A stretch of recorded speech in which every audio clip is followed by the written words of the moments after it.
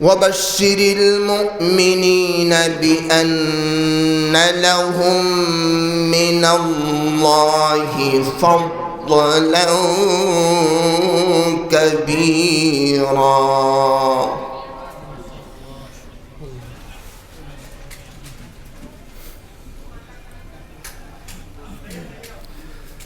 بسم الله الرحمن الرحيم.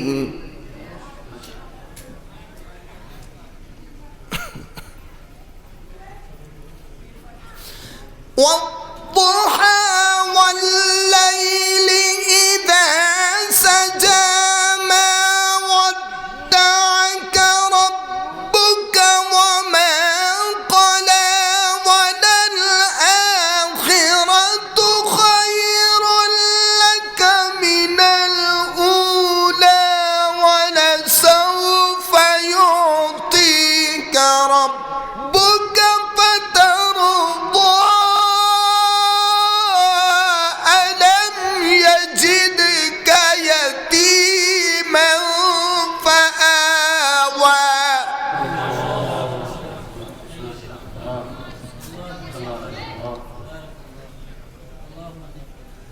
ألم يجدك يتيما فآوى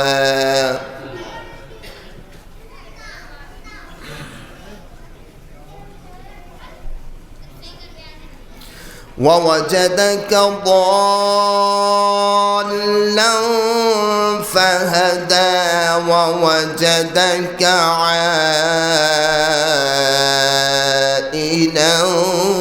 فأغنى.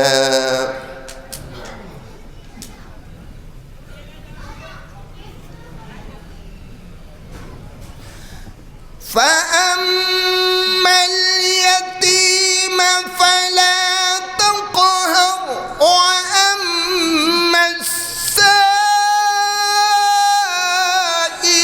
فلا تنهر وأما بنعمة ربك فحدث.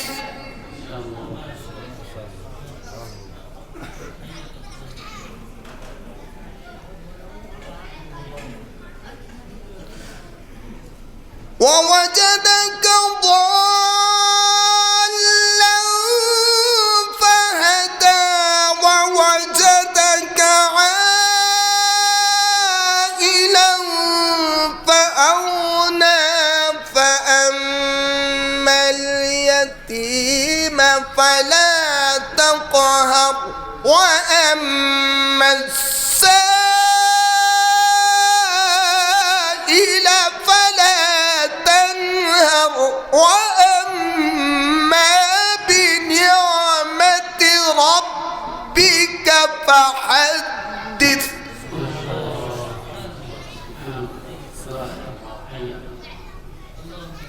الله أكبر. بسم الله الرحمن الرحيم.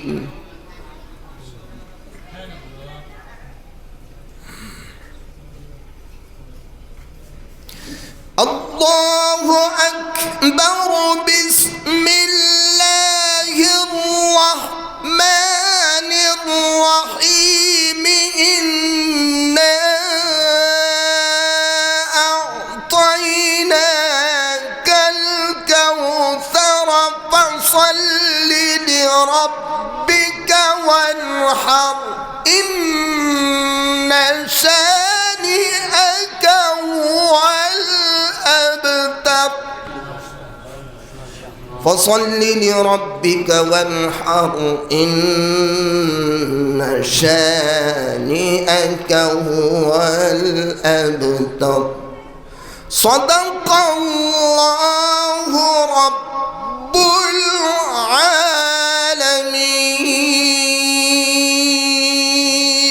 السلام عليكم ورحمة الله. چھا گیا دہر پہ سورج کی شعاؤں کی طرح چھا گیا دہر پہ سورج کی شعاعوں کی طرح حق کا فرمان جو مکے کی فضا سے نکلا، اور روشنی علم کی دنیا میں کہاں سے آئی، روشنی علم کی دنیا میں کہاں سے آئی، اس کا مرکز ہے وہ اقرا جو ہرا سے نکلا۔ حضرات بڑے ہی خوبصورت انداز میں جناب قاری حسیب الرحمن صاحب دامت برکات العالیہ تلاوت کلام اللہ سے ہم سب کو محفوظ فرما رہے تھے۔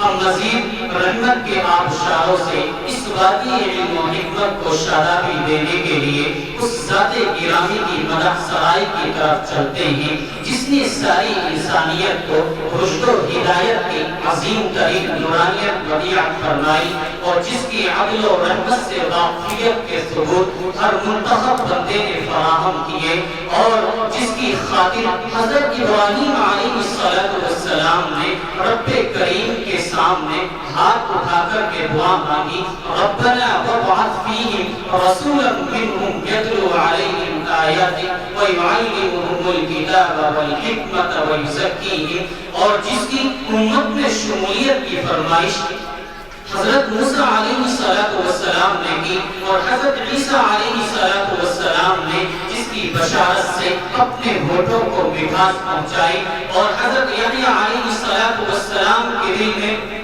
جس کی زیارت کے ارمان موجزن رہے۔ کسی شاعر نے کہا کہ کس کی جستجو میں مہر عالم تاب پھرتا تھا، یہ کس کی جستجو میں مہر عالم تاب پھرتا تھا، ازل کے روز سے بے تاب تھا بے خواب پھرتا تھا، یہ کس کی آرزو میں چاند نے سختی سہی برسو، زمین پر چاندنی برباد و آوارہ رہی برسو، اور خلیل اللہ نے جس کے لیے رب سے دعائیں کی، زبیح اللہ نے وقت ذبح جس کی التجائے کی، اور جو بن کر روشنی پھر دیدہ یعقوب میں آیا، جو بن کر روشنی پھر دیدہ یعقوب میں آیا، جسے یوسف نے اپنے حسن کے رنگ میں پایا، اور کلیم اللہ کا دل روشن ہوا جس ذوالفشانی سے، وہ جس کی آرزو بھڑکی جواب لن ترانی سے، دل یحییٰ میں ارماں رہ گئے جس کی زیارت کے،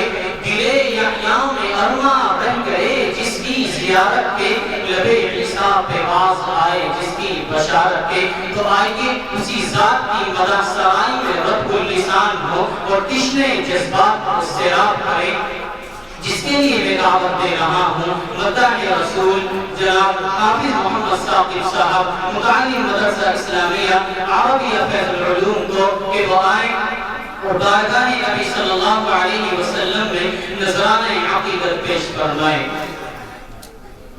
کہ خدا کے بعد جس کے نام کی ترتیب ہوتی ہے، خدا کے بعد جس کے نام کی ترتیب ہوتی ہے، فلک سے بھی درود و پاک کی ترتیب ہوتی ہے، اور اکیلا ابن آدم کی بستی کا وہ ایک پارس، اکیلا ابن آدم کی بستی کا وہ ایک پارس، جہالت جس کے در کو چوم کر تہذیب ہوتی ہے۔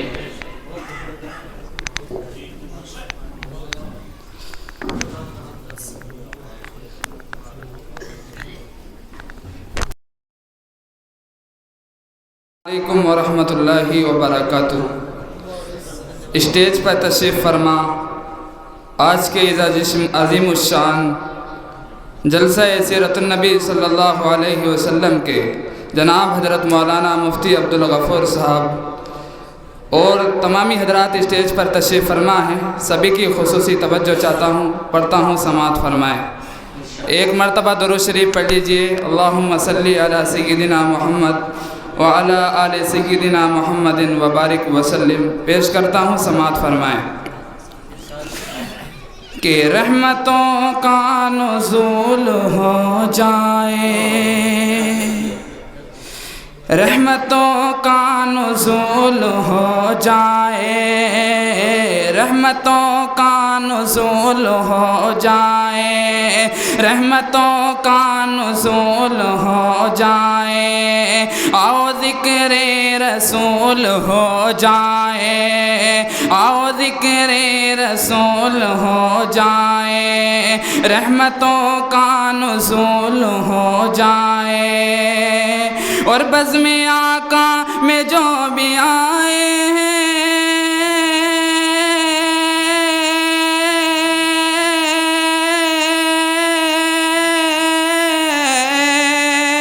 بزم آقا میں جو بھی آئے ہیں سب کا آنا قبول ہو جائے، سب کا آنا قبول ہو جائے، رحمتوں کا نزول ہو جائے، اور ذکر رسول ہو جائے، اور بزم آقا میں جو بھی آئے ہیں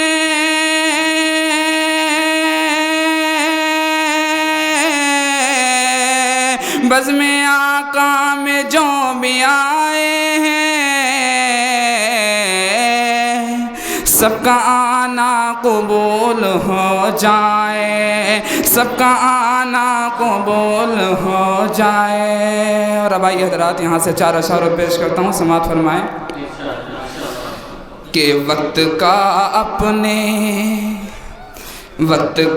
اپنے سکندر بھی نکل سکتا ہے، وقت کا اپنے سکندر بھی نکل سکتا ہے، اپنی امت کا وہ رہبر بھی نکل سکتا ہے، اپنی امت کا وہ رہبر بھی نکل سکتا ہے، اور بکریاں دائی حلی ماں کی چرانے والا،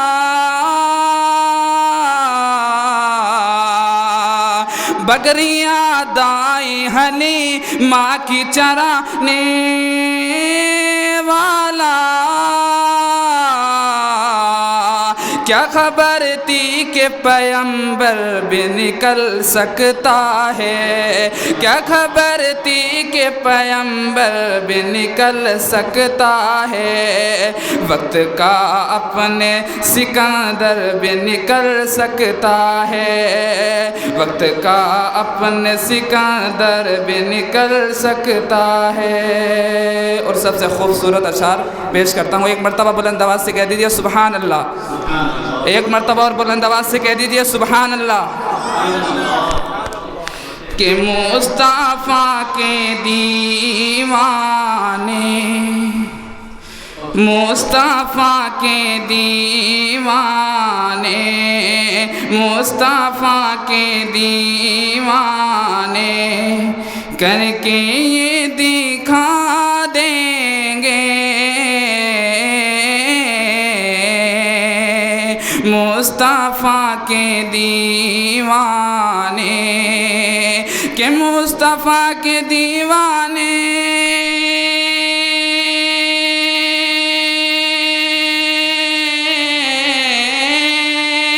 مصطفیٰ کے دیوانے کر کے یہ دکھا دیں گے،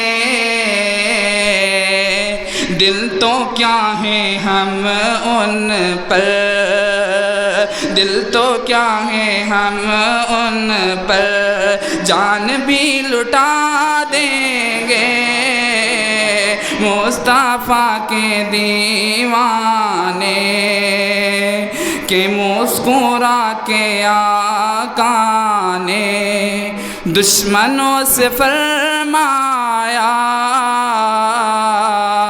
مسکرا کے آقا نے، مسکرا کے آقا نے، کہ مسکرا کے آقا نے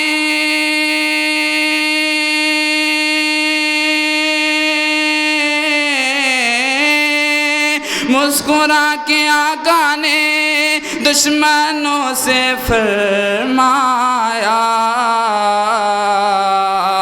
تم ہمیں ستاؤ گے، تم ہمیں ستاؤ گے، ہم تمہیں دعا دیں گے، تم ہمیں ستاؤ گے، ہم تمہیں دعا دیں گے، مصطفیٰ کے دیوانے۔ اور اب نعت کے دو چار اشعار اور پیش کرتا ہوں، پھر اس کے بعد اپنی جگہ لوں گا، سماعت فرمائیں۔ ایک مرتبہ کہہ دیجئے سبحان اللہ، کہ ادھر اچھا نہیں لگتا. اہل اسٹیج کی توجہ چاہتا ہوں بطور خاص. کہ ادھر اچھا نہیں لگتا ادھر اچھا نہیں لگتا ادھر اچھا نہیں لگتا ادھر اچھا نہیں لگتا کہ ادھر اچھا نہیں لگتا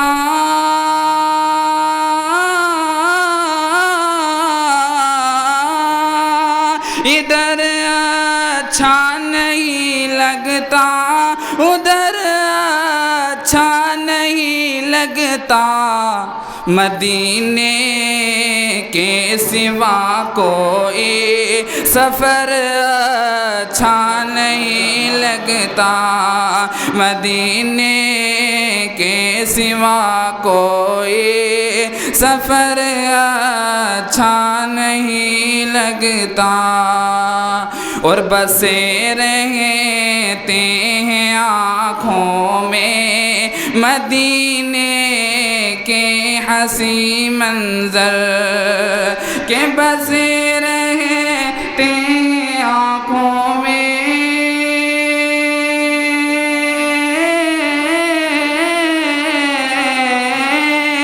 بسے رہتے ہیں آنکھوں میں مدینے کے حسین منظر وہاں سے لوٹ کر آؤ تو گھر اچھا نہیں لگتا وہاں سے لوٹ کر آؤ تو گھر اچھا نہیں لگتا مدینے کے سوا کوئی سفر اچھا نہیں لگتا.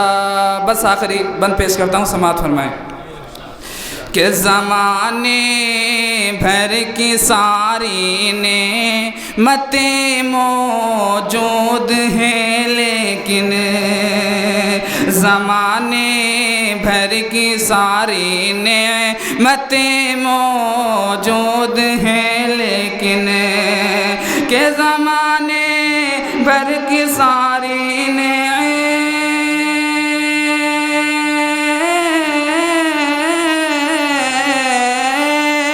زمانے بھر کی ساری نعمتیں موجود ہیں لیکن تلاوت ہو نہ قرآن کی تلاوت ہو نہ قرآن کی تو گھر اچھا نہیں لگتا تلاوت ہو نہ قرآن کی تو گھر اچھا نہیں لگتا مدینے کے سوا کوئی سفر اچھا نہیں لگتا. سلام. بڑی ہی خوبصورت انداز میں نعت نبی صلی اللہ علیہ وسلم گنگنا رہے تھے اور دل یہ کر رہا تھا کہ نعت نبی صلی اللہ علیہ وسلم ہوتی رہے اور اسی طرح ہم اپنے دلوں کو مسرور کرتے رہے آقا کے ذکر سے آقا کی تعریف سے لیکن وقت کی قلت دامنگیر ہے لہذا ہمارا یہ جیسے کہ بتایا گیا تھا یہ پروگرام مختصر سا رکھا گیا ہے. اب میں بغیر کسی تمہید کے بغیر کسی بات کے اپنے مہمان مکرم اور میدان خطابت کے عظیم شہسوار بلیغ الکلام فصیح اللسان حضرت مولانا مفتی عبدالغفور صاحب سنبھری دامت برکاتہ العالیہ محتمی مدرسہ دار الایمان سنبھل ہے میں حضرت والا کو دعوت دے رہا ہوں اس شعر کے ساتھ کہ تم شان چمن تم جانے چمن تم بزم کے میری تارے ہو تم شان چمن تم جانے چمن تم بزم کے میری تارے ہو تقدیس طلب کے مستوں پر مولا کے حقیقی دھارے ہو یہ مجمع تمہارا خواہاں پیغام ہدایت سننے کو، یہ مجمع تمہارا کہاں ہے پیغام ہدایت سننے کو، سب جمع ہوئے ہیں محفل میں پیغام شریعت سننے کو۔ ماشاءاللہ، اللہ اور ترقی دے۔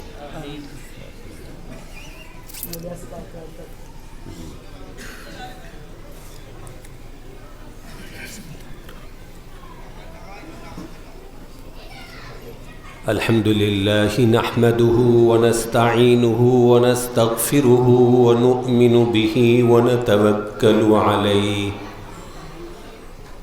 ونعوذ بالله من شرور أنفسنا ومن سيئات أعمالنا من يهده الله فلا مضل له ومن يضلله فلا هادي له ونشهد أن لا إله إلا الله وحده لا شريك له ونشهد أن سيدنا وسندنا وحبيبنا وإمامنا ومولانا محمدا عبده ورسوله صلى الله عليه وعلى آله وصحبه وبارك وسلم تسليما كثيرا كثيرا أما بعد فأعوذ بالله من الشيطان الرجيم بسم الله الرحمن الرحيم ما آتاكم الرسول فخذوه وما نهاكم عنه فانتهوا صدق الله مولانا العلي العظيم وقال النبي صلى الله عليه وسلم من أطاعني فقد أحبني ومن أحبني كان معي في الجنة أو كما قال عليه الصلاة والتسليم۔ صدر ذی وقار اسٹیج پر تشریف فرما معزز علماء کرام، قرائے عظام اور میرے قابل قدر دینی اور ایمانی بھائیوں،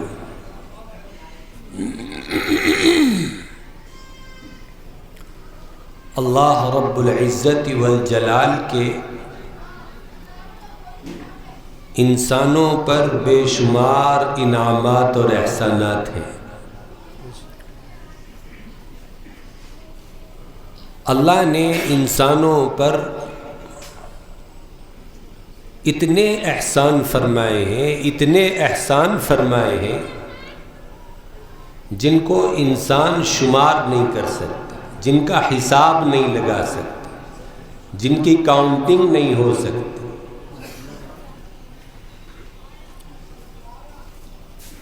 لا تعداد نعمتیں اللہ نے انسانوں کو بخشی، اور نعمتوں کا یہ سلسلہ انسان پر، جب یہ انسان ماں کے پیٹ میں ہوتا ہے، ابھی دنیا کے اندر اس کا وجود نہیں ہوا، اس نے قدم نہیں رکھا، اور اللہ تعالیٰ کی نعمتوں کا سلسلہ اس پر شروع ہو گیا۔ رب ذوالجلال ماں کے پیٹ میں اس انسان کو قیمتی آنکھیں عطا فرماتا ہے، 2 کان اس کے بناتا ہے، بولنے کے لیے زبان عطا فرماتا ہے، چلنے پھرنے کے لیے پیر، لینے دینے کے لیے ہاتھ، سوچنے سمجھنے کے لیے دل و دماغ، اور انتہائی حسین و جمیل اور خوبصورت نقشے والا چہرہ، بدن، جس کا ہر حصہ انتہائی قیمتی۔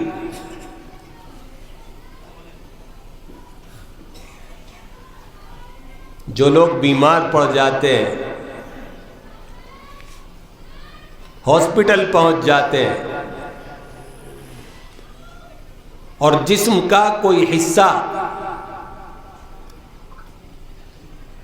ڈاکٹر بدلنے کے لیے کہتا ہے، تو اندازہ ہوتا ہے کہ اللہ تعالیٰ کی دی ہوئی یہ مشینری کتنی قیمتی۔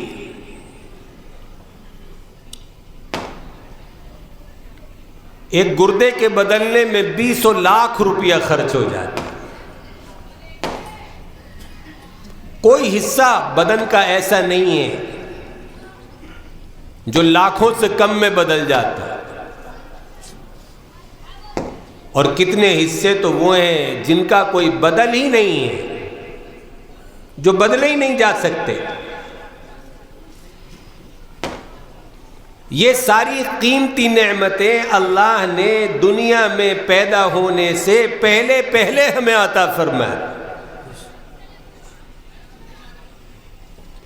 انسان ابھی پیدا نہیں ہوا، اسے عقل عطا نہیں کی گئی، اسے شعور نہیں بخشا گیا، اور ان تمام نعمتوں سے اسے مالا مال کر دیا گیا۔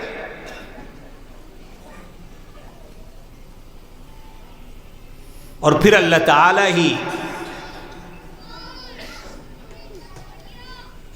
اس لاغر، کمزور، ناتواں بچے کو اپنی رحمت سے دنیا کے اندر لاتا ہے۔ پھر دنیا میں لانے کے بعد لامتناہی سلسلہ اپنے انعامات کا شروع کر دیتا ہے۔ اس بچے کے کھانے پینے کا انتظام کرتا ہے، نرم و نازک غذا اس کے لیے عطا فرماتا ہے، اس کی پرورش کے لیے ماں کے دل میں رحم ڈالتا ہے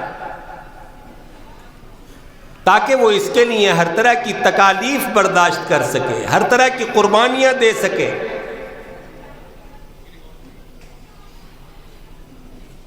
اور آہستہ آہستہ پال پوس کر کے اسے جوان کرتا ہے، پروان چڑھاتا ہے۔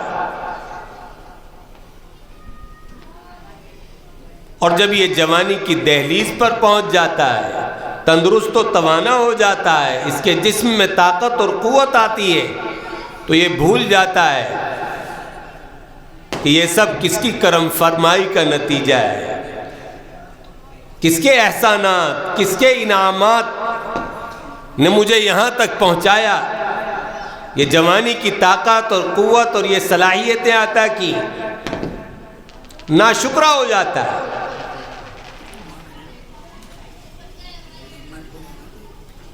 تو میرے عزیز دوستوں اور بزرگوں، اللہ کی نعمتوں کا شمار کرنا مشکل۔ آپ غور کیجئے، انسانوں کی کتنی ضرورتیں ہیں، ہر انسان کی مستقل الگ ضرورت ہے۔ اسے کھانا چاہیے، اسے پینا چاہیے، اسے روشنی چاہیے، اسے رزق اور روزی چاہیے،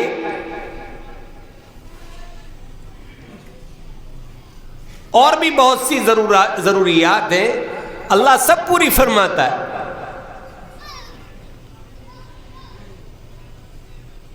انسانوں کو بھوک لگی، بھوک مٹانے کے لیے ضرورت پڑی غذا کی، اللہ نے طرح طرح کے میوے اور غلے پیدا فرمائے۔ پیاس لگی تو ساری زمین کے نیچے پانی کی نہریں چلا دی، سانس لینے کے لیے ہوا کی ضرورت پڑی تو ساری فضا کو، خلا کو ہوا سے معمور کر دیا، روشنی کی ضرورت پڑی تو دن میں سورج نکالا، رات کو چاند کی ٹھنڈی ٹھنڈی چاندنی عطا فرما دی۔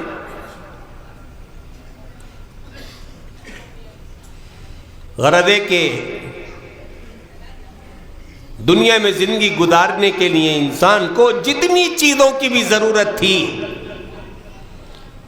رب العالمین نے وہ ساری چیزیں مہیا کی، ان سب کا انتظام کیا۔ اب یہ دنیا تو ایک عارضی جگہ ہے، ایک عارضی قیام گاہ ہے، جہاں انسانوں کو صرف چند دن کے لیے، چند سالوں کے لیے بھیجا گیا۔ اصل ٹھکانہ، رہنے کی اصل جگہ تو آخرت ہے۔ تو جس مالک نے دنیا کی ضرورتیں پوری کی، وہ ہمیشہ ہمیش کے ٹھکانے کے لیے جن چیزوں کی ضرورت تھی ان کا انتظام کیوں نہیں کرتا؟ اس لیے دنیاوی انتظامات کے ساتھ اس نے اخروی انتظامات بھی کی، آخرت کی ضرورتیں بھی انسان کی پوری کی۔ آخرت میں کامیابی کے لیے، کامرانی کے لیے، نجات کے لیے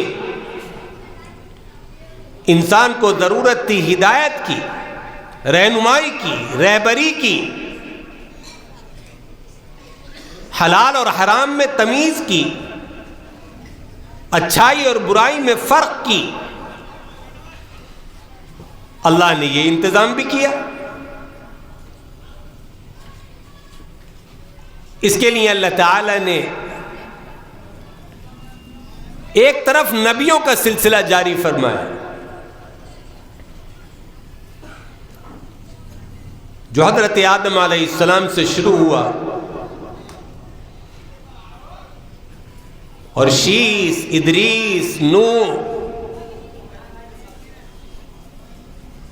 یعقوب، اسحاق، ابراہیم، اسماعیل، یوسف، موسیٰ، عیسیٰ، 1,24,000 نبیوں سے ہوتا ہوا سب سے آخری نبی اور رسول ہمارے اور آپ کے آقا جناب محمد الرسول اللہ صلی اللہ علیہ وسلم پر آ کر مکمل ہو گئے۔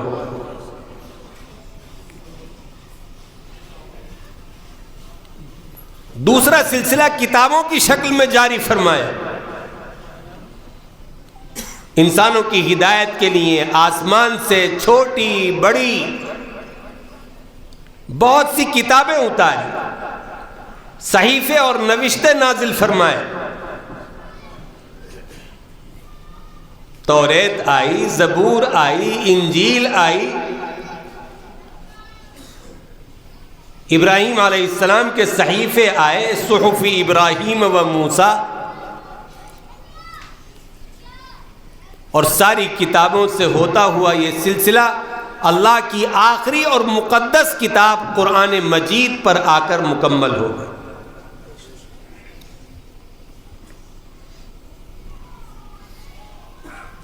اور اس آخری امت کو، یعنی ہمیں اور آپ کو، اور قیامت تک آنے والی تمام انسانیت کو اللہ نے ہدایت کے لیے، کامیابی کے لیے یہ دو چیزیں عطا فرما کر کے فیصلہ کر دیا کہ میری رضا، میری خوشنودی دنیا اور آخرت کی تمہاری ساری کامیابیاں انہی دو چیزوں کی اتباع اور اطاعت میں مزمر.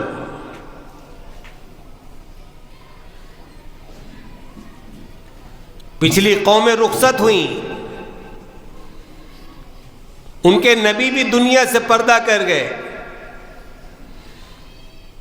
ان کی کتابیں اور کتابوں کی تعلیمات بھی ختم ہو گئیں.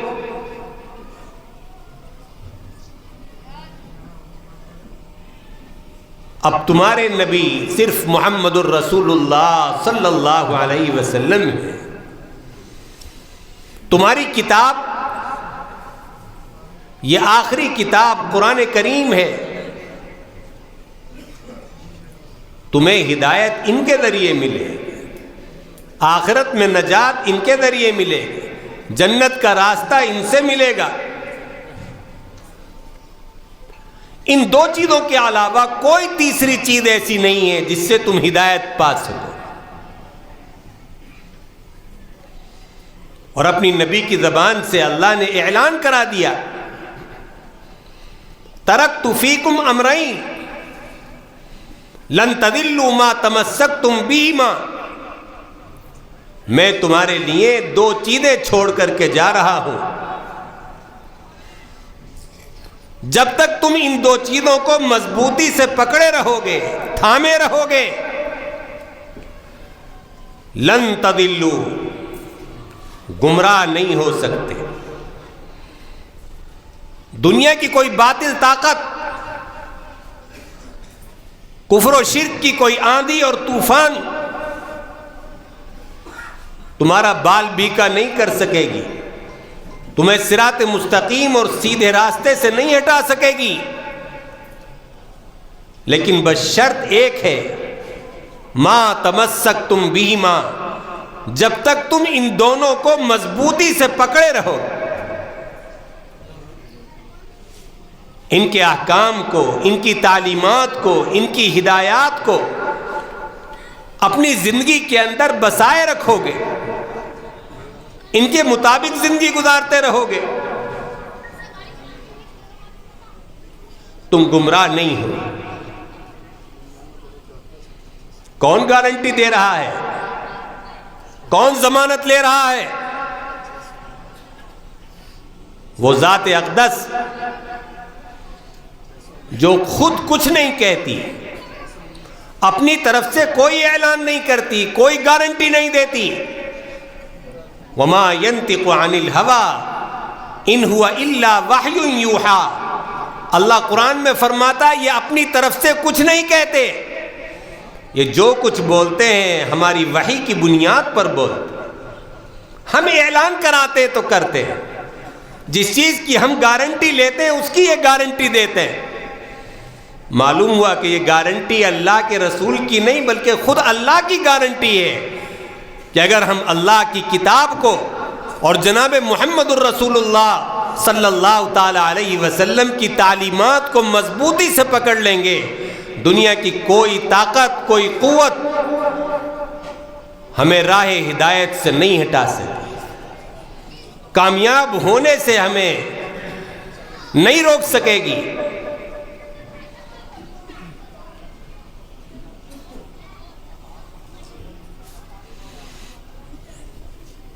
کیا ہیں وہ دو چیزیں؟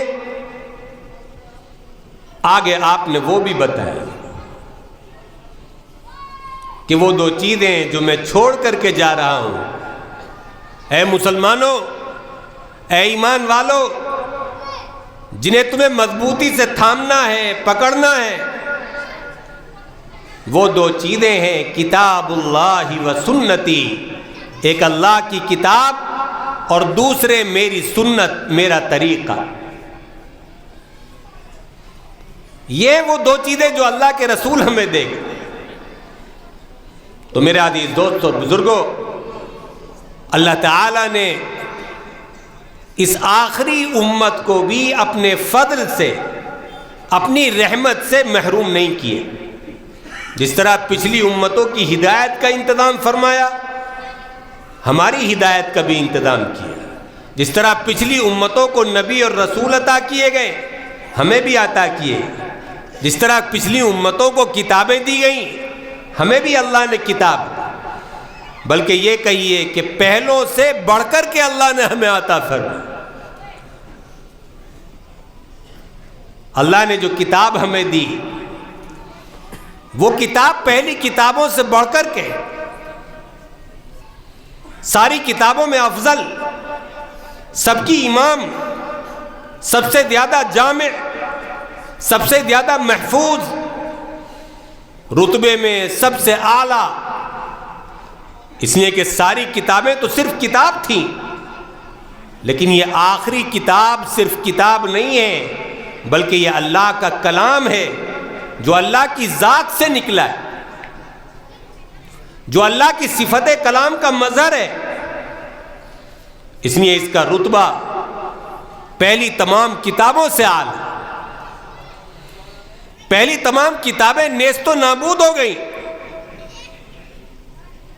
نام و نشان مٹ گیا ان کا، ان کے ماننے والوں نے خود انہیں بدل ڈالا، وہ اپنی اصلی اور اوریجنل شکل میں باقی نہیں بچی۔ لیکن قرآن کی حفاظت کی ذمہ داری کا اعلان اللہ نے خود فرمایا، اِنَّا نَحْنُ نَزَّلْنَا الذِّكْرَ وَإِنَّا لَهُ لَحَافِظُونَ، ہم نے اس قرآن کو اتارا ہے اور ہم اس کی حفاظت کریں۔ توریت کے بارے میں یہ اعلان نہیں کیا گیا، زبور کے بارے میں نہیں کیا گیا، انجیل کے بارے میں نہیں کیا گیا، اس لیے کہ اللہ کو ان کتابوں کا باقی رکھنا منظور ہی نہیں تھا۔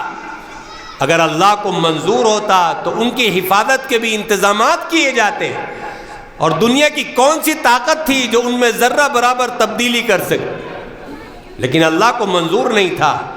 اب قیامت تک آنے والے انسانوں کی ہدایت کا ذریعہ قرآن کو بنانا تھا،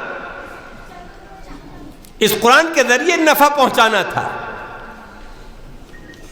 اس کے ذریعے انقلاب برپا کرنا تھا۔ اس لیے اللہ تعالی نے تاکہ قیامت تک قرآن کا سکہ چلے، پچھلی کتابوں کو ختم کیا، ان کی تعلیمات کو محو کیا اور قرآن کریم کو نازل فرمایا۔ یہ کتاب اس کائنات میں اللہ کو سب سے زیادہ محبوب اور پیاری، اس سے بڑھ کر کے کوئی کائنات کے اندر شے نہیں، تو ایسی کتاب اللہ نے ہمیں عطا فرمائی۔ اور جو نبی عطا کیا گیا وہ نبی بھی شان کا نبی عطا کیا گیا جو پہلی کسی امت کو عطا نہیں ہوا۔ ایسے کمالات والا، ایسی خوبیوں والا، ایسے محاسن والا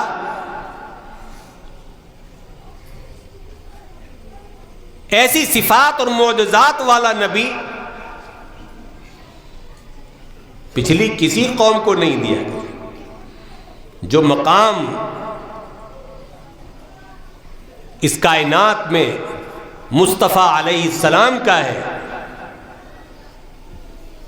اللہ کے لاڈلے چہیتے پیغمبر جناب محمد الرسول اللہ صلی اللہ علیہ وسلم کا ہے، وہ کسی نبی کا نہیں۔ اللہ کے بعد سب سے زیادہ بزرگ و برتر ہستی اس کائنات کی وہ جناب محمد الرسول اللہ صلی اللہ علیہ وسلم۔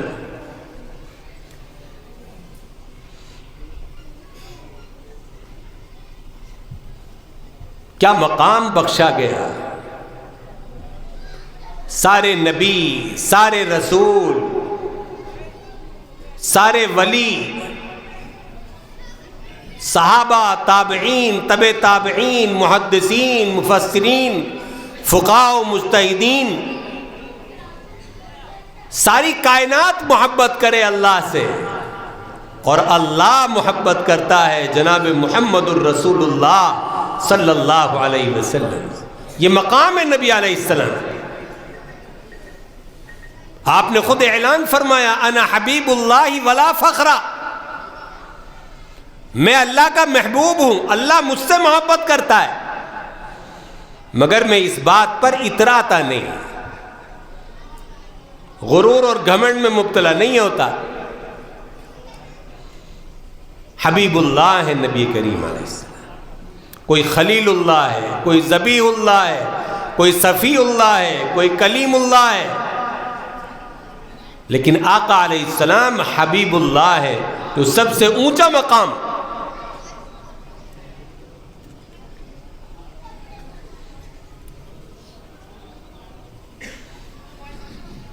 کیسے کمالات اللہ نے آپ کو عطا فرمائے تھے۔ ہر مومن اور امتی کو چاہیے کہ آقا کی سیرت پڑھا کرے، عشق و محبت میں ڈوب کر کے سیرت کو سنا کرے، اس سے ایمان تازہ ہوتا ہے، عشق و محبت میں اضافہ ہوتا ہے۔ نبی کریم علیہ السلام کی سنتوں کو اپنانے کا جذبہ بیدار ہوتا ہے۔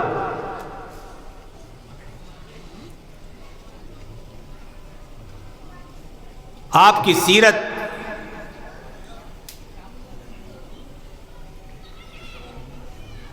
کوئی ایسی مختصر سیرت نہیں ہے کہ جس کو آدھا ایک گھنٹے میں بیان کر دیا جائے۔ 63 سال کی زندگی جو نبی علیہ السلام نے اس دنیا کے اندر گزاری، اس کے ایک ایک پل کی تفصیل، اس کا ایک ایک لمحہ آقا علیہ السلام کی سیرت ہے، اور ہم سب کے لیے وہ باعث ہدایت ہے، ہمارے ایمان میں زیادتی کا سبب ہے۔ اس لیے نبی علیہ السلام کی سیرت کو پڑھنے کے لیے وقت چاہیے، سننے کے لیے وقت چاہیے۔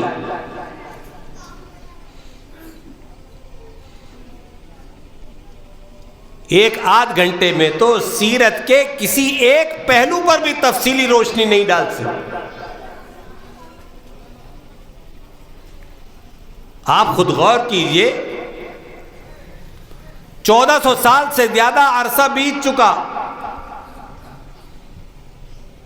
لکھنے والے نبی کریم علیہ السلام کی سیرت کو بیان کر رہے ہیں، تحریر فرما رہے ہیں، کتابیں لکھی جا رہی ہیں، اپنے اپنے انداز میں، اپنے اپنے اسلوب میں سیرت نگار سیرت کے نقشے کھینچ رہے ہیں، آپ کے اوصاف و کمالات کا ذکر کر رہے ہیں، لیکن سلسلہ آج تک رکا نہیں۔ بیان کرنے والے خطبہ، واعظین اپنی اپنی آوازوں میں، زبانوں میں، لب و لہجے میں آقا کی سیرت کے پہلوؤں کو ذکر کر رہے ہیں، بیان کر رہے ہیں، لیکن آپ کی سیرت کا یہ سلسلہ آج تک مکمل نہیں ہوا، اور نہ کسی نے یہ دعویٰ کیا کہ میں نے نبی کریم علیہ السلام کی سیرت کا حق ادا کیا، اس کو مکمل بیان کر دیا۔ آقا علیہ السلام کی شان یہ ہے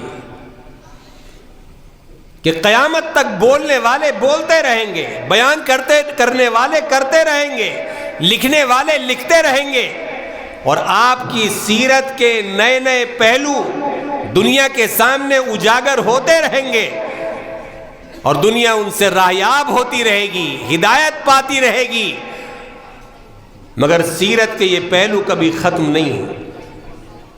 ایسی جامع سیرت دے کر کے نبی کریم علیہ السلام کو بھیجا ہے، امت پر کیسے بھی حالات آ جائیں، دنیا کے کسی بھی خطے میں امت رہتی ہو، اور اس مخصوص خطے اور علاقے کے کچھ بھی حالات ہوں، لیکن اگر وہ نبی کریم علیہ السلام کی سیرت میں غور کریں گے تو انہیں اپنے لیے کچھ نہ کچھ رہنمائی ضرور مل جائے۔ ایسی کامل و مکمل سیرت ہے جو کسی کو پیاسا نہیں رکھتی، تشنا نہیں رکھتی، ساری انسانیت کو سیراب کرتی، سب کی کامل رہنمائی کرتی۔ آپ سے بڑھ کر کے سیرت کسی کی نہیں۔ یہی وجہ ہے کہ خود دشمنوں میں جنہوں نے انصاف کی نگاہ سے نبی کریم علیہ الصلوۃ والسلام کی سیرت کو پڑھا، وہ مجبور ہو گئے یہ کہنے پر اور اس کی گواہی دینے پر کہ محمد صلی اللہ تعالی علیہ وسلم سے عظیم ہستی اس کائنات کے اندر پیدا نہیں۔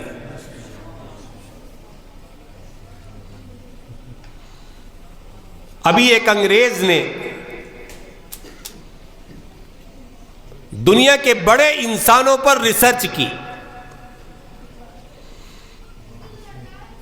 پوری دنیا کھنگال ڈالی، دنیا کے اندر جتنے بھی بڑے گزرے سب کی زندگیاں اس نے پڑھی، سب کی سیرتیں پڑھی، سب کی خوبیاں اور صفات دیکھیں، اور پھر چھانٹتے چھانٹتے 100 پر آ کر کے رک گئے۔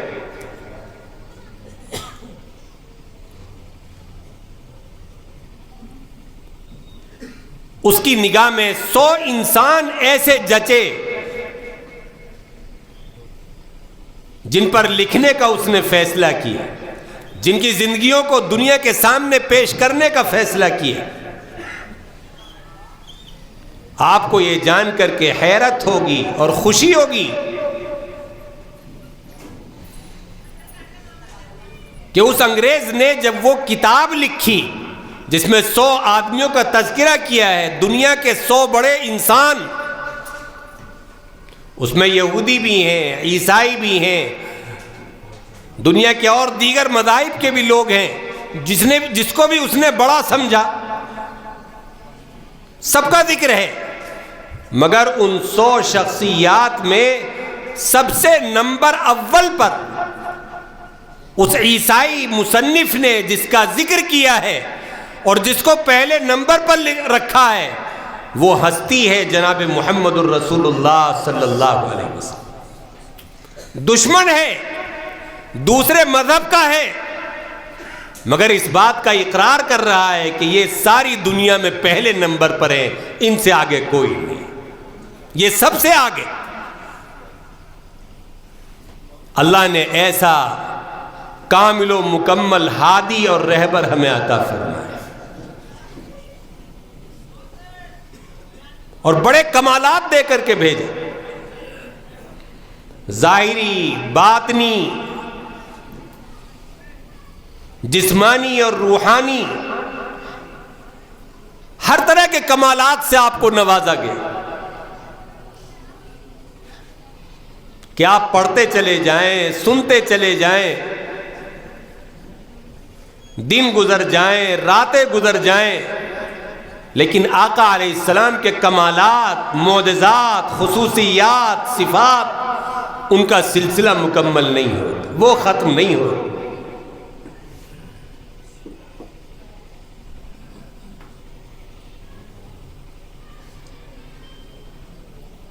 سر کے بالوں سے لے کر کے پیر کے ناخن تک پورا جسم اطہر کمالات سے معمور، جسم انور کے ہر حصے کے اندر کوئی نہ کوئی معجزہ، خصوصی اور امتیازی وصف، سارے دنیا کے انسانوں سے ہٹ کر کے کوئی نہ کوئی کمال،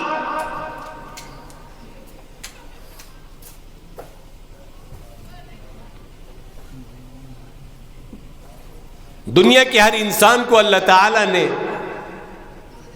آنکھیں دی ہیں، کان دیے ہیں، زبان دی ہے، ہاتھ پیر دیے ہیں، اور یہی انسانوں والا جسم ہمارے آقا کو بھی دیا تھا، مگر جو خوبیاں اللہ نے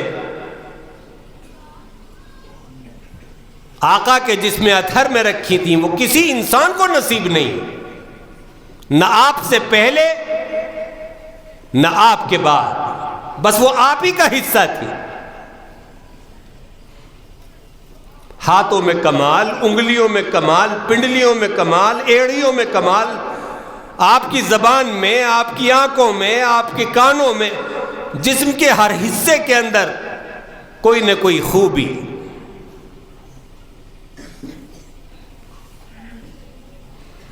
اللہ نے ہر انسان کو 2 آنکھیں عطا فرمائی، ہمیں اور آپ کو بھی عطا کی۔ ہم ان آنکھوں سے صرف دن کے اجالے میں دیکھ سکتے ہیں، رات کے کٹ اندھیرے میں ہمیں ان سے کچھ نظر نہیں آتا۔ سامنے کا دیکھ سکتے ہیں، پیچھے کا نظر ہمیں نہیں آتا۔ زمین کے اوپر کا دیکھ سکتے ہیں، زمین کے اندر کا نظر نہیں آتا۔ دنیا میں چلتی پھرتی مخلوق دیکھ سکتے ہیں، لیکن جو مخلوق ہماری نگاہوں سے پوشیدہ ہے، فرشتے ہیں، جنات ہیں، وہ ہمیں نظر نہیں آتے۔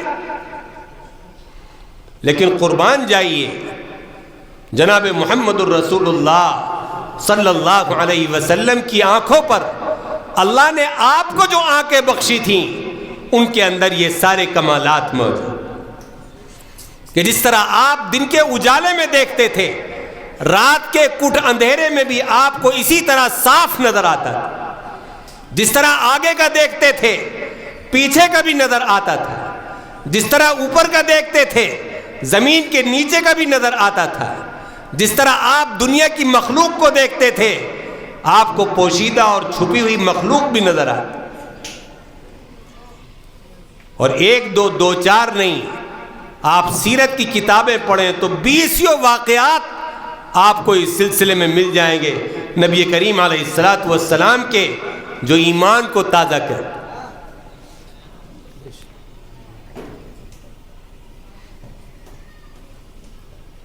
حضرت انس رضی اللہ تعالیٰ عنہ کہتے ہیں کہ آقا علیہ السلام مسجد کے اندر تشریف فرما تھے، جماعت کھڑی ہو رہی تھی۔ نماز شروع کرنے سے پہلے نبی کریم علیہ السلام نے صحابہ کو کچھ ہدایت فرمائی، نصیحت فرمائی کہ نماز کو خشوع خضوع کے ساتھ پڑھا کرو، اور پھر فرمایا یہ مت سوچنا کہ تمہارا خشوع، تمہارا رکوع مجھ پر پوشیدہ رہتا ہے، انی لأراکم من خلفی کما اراکم من بین یدی، بلکہ یاد رکھنا میں پیچھے کا بھی اسی طرح دیکھتا ہوں جس طرح آگے کا دیکھتا ہوں۔ عبداللہ ابن مسعود رضی اللہ تعالیٰ عنہ کو ساتھ لیتے اور حدود حرم سے باہر نکل جاتے جنگل کی طرف، اور پھر ایک گول لائن کھینچ کر کے ان کو بیچ میں بٹھا دیتے اور فرماتے عبداللہ تم اس دائرے سے باہر مت نکلنا، یہیں بیٹھے رہنا، میں ابھی آتا ہوں۔ اور آقا علیہ السلام جنگل کی طرف چلے جائے۔ جب واپس آتے تو عبداللہ ابن مسعود پوچھتے یا رسول اللہ یہ شور، یہ آوازیں کیسی تھی جو جنگل کی طرف سے سنائی دے رہی تھی؟ آقا فرماتے عبداللہ یہ جنات کی آوازیں تھیں، وہ میرا استقبال کرنے کے لیے یہاں جمع ہو گئے تھے، میں ایمان کی دعوت دینے کے لیے ان کے درمیان گیا۔ آپ ان کے بیچ میں بیٹھ کر کے جنات سے گفتگو کرتے، انہیں ایمان اور اسلام کی دعوت دیتے۔ عبداللہ ابن مسعود کو کچھ نظر نہیں آتا، صرف آوازیں محسوس ہوتی۔ نبی کریم علیہ السلام ان سے ملاقاتیں فرماتے، وہ آقا علیہ السلام کی زیارت۔ فرشتے آتے، آقا علیہ السلام کے جلو میں بیٹھتے، آپ سے گفتگو کرتے اور چلے جاتے۔ نبی کریم علیہ السلام ان کو دیکھتے، وہ نبی کو دیکھتے۔ اور صحابہ کو کچھ پتہ نہیں چلتا، کون آیا، کب گیا، کب چلا گیا۔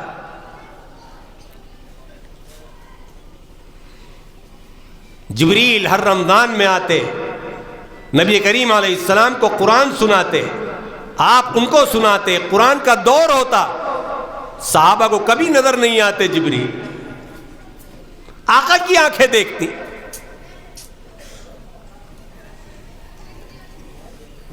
ایک مرتبہ مدینے میں کٹ اندھیرا چھایا ہوا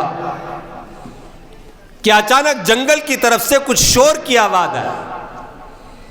صحابہ اکرام پریشان ہو گئے، فکر مند ہوئے، گھروں سے نکل کر کے باہر آ گئے۔ نبی علیہ السلام بھی باہر تشریف لائے، فرمایا کیا بات ہے، کیوں گھروں سے نکلے ہوئے ہو؟ کہا یا رسول اللہ کچھ آوازیں آ رہی ہیں، کہیں ایسا نہ ہو کہ دشمن مدینے کے اوپر حملہ کرنے والے۔ آقا نے حضرت طلحہ سے فرمایا اپنا گھوڑا لاؤ، وہ گھوڑا لائے، نبی علیہ السلام سوار ہوئے اور پورے مدینے کا اور اس کے اطراف کا چکر لگا کر کے واپس آ گئے اور فرمایا کچھ نہیں ہے، آرام سے سو جاؤ گھر جا کر۔ کٹ اندھیرا، جہاں دور سے دور تک کچھ نظر نہیں آتا تھا، نبی علیہ السلام کو اس اندھیرے کے اندر راستے صاف نظر آ رہے ہیں، سرپٹ گھوڑا دوڑا رہے ہیں، ننگی کمر پر سوار ہیں اور جنگلوں کا اور اطراف کا چکر لگا کر کے واپس آ جاتے۔ میرا عزیز دوستو، بزرگوں، یہ کمال کہ آگے کی طرح پیچھے بھی دیکھ لے، دن کی طرح رات میں بھی نظر آ جائے، دنیا کے مخلوق کی طرح دوسری مخلوق بھی نظر آئے، یہ کمال صرف نبی کریم علیہ السلام کی آنکھوں میں اللہ نے رکھا تھا، دنیا کے کسی اور انسان کی آنکھوں میں یہ کمال نہیں پایا جائے۔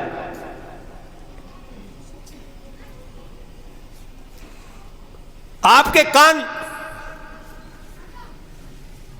آپ کے آوازوں کی سننے کی طاقت ہر انسان سے زیادہ۔ حرم شریف کے اندر ہیں،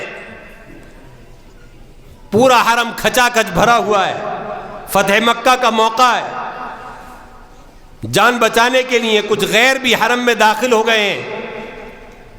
آپ حضرت بلال کو حکم دیتے ہیں، بلال کعبے کی چھت پر چڑھو اور اذان دو۔ بلال حبشی مؤذن رسول ہیں، چڑھتے ہیں، اذان شروع کر دیتے ہیں کہ دو کافر بھائی جو حرم کے ایک کونے میں دور بیٹھے ہوئے تھے آپس میں کانا پھوسی شروع کر دیں۔ رسول اللہ صلی اللہ علیہ وسلم کعبے کی چوکٹ پر کھڑے ہوئے، وہ دونوں دور ہیں، ایک شور ہے، ہنگامہ ہے، پاس کی آواز نہیں آ رہی ہے، لیکن نبی علیہ السلام کے کان ان دونوں کافروں کی دور سے آواز سن لیتے ہیں جو وہ آپس میں چپکے ایک دوسرے کے کان میں کر رہے ہیں۔ چنانچہ جب آپ ان کے پاس سے گزرتے ہیں واپسی کے وقت تو ٹھہر جاتے، انہیں اٹھاتے ہیں اور فرماتے ہیں کہ میں بتاؤں تم آپس میں کیا بات کر رہے تھے؟ تم میں سے ایک نے دوسرے کے کان میں اذان کی آواز سن کر کے یہ کہا کہ اچھا ہوا ہمارا باپ اس آواز کو سننے سے پہلے دنیا سے چلا گیا۔ بس اتنا سننا تھا کہ وہ دونوں کانپنے لگے اور ایک بھائی کہنے لگا، محمد مجھے یقین ہو گیا کہ تم اللہ کے سچے رسول، تم نے اتنی دور سے ہماری آوازیں سن لی، ہماری کانا پھوسی سن لی، اوپر والے اللہ کے علاوہ تمہیں کوئی نہیں سنا سکتا، اس کا مطلب یہ ہے کہ تم اس کے سچے نبی ہو، سچے رسول ہو، میں تمہارا کلمہ پڑھنا چاہتا ہوں، مجھے اپنے دین میں داخل کرو۔ نبی علیہ السلام نے کلمہ پڑھایا اور اسے دین کے اندر داخل کر دیا، مسلمان ہو گئے۔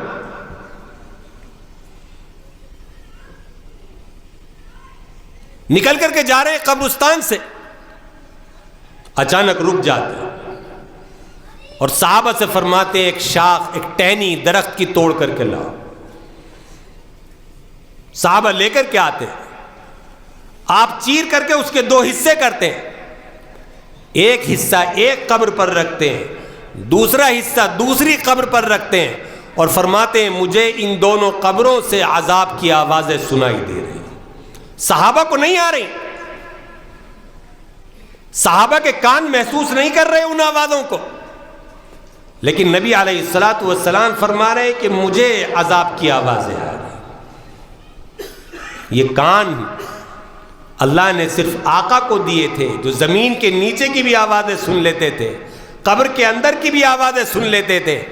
دنیا کے کسی انسان کے کانوں میں یہ خصوصیت، یہ صفت نہیں پائی جائے۔ ہاتھوں میں عجیب و غریب کمال، جس چیز کو ہاتھ لگ جاتا تھا، ٹچ ہو جاتا تھا، اس کی بھی حالت تبدیل ہو جاتی، اس میں برکتیں بھر جاتی تھی۔ ابو ہریرہ رضی اللہ تعالیٰ عنہ ایک صحابی ہیں، بڑے غریب، مفلس، فاقہ کش، اتنے دن کے فاقے ہوتے تھے کہ بے ہوش ہو کر کے مسجد نبوی میں گر جاتے، کئی دن فاقہ، کھانے کو کچھ نہیں ملا، بے ہوش ہو گئے بھوک کی وجہ سے۔ ایک دن رحم آیا اللہ کے رسول کو ان پر، اور کہا ابو ہریرہ اپنے تھیلے کا منہ کھولو۔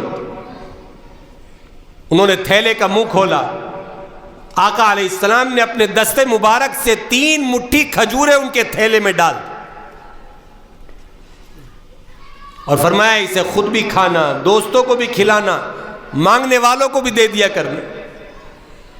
حضرت ابو ہریرہ رضی اللہ تعالیٰ عنہ اپنے اخیر زمانے میں بتاتے ہیں کہ نبی کریم علیہ الصلوۃ والسلام جب تک ہمارے درمیان موجود رہے اس تھیلے سے برابر کھجوریں نکلتی رہی۔ آپ پردہ فرما گئے، صدیق اکبر رضی اللہ تعالیٰ عنہ کا زمانے خلافت آ گیا، تھیلے سے کھجوریں پھر بھی نکلتی رہی، وہ بھی دنیا سے چلے گئے۔ حضرت فاروق اعظم کا زمانہ آ گیا، کھجوریں پھر بھی نکلتی رہی۔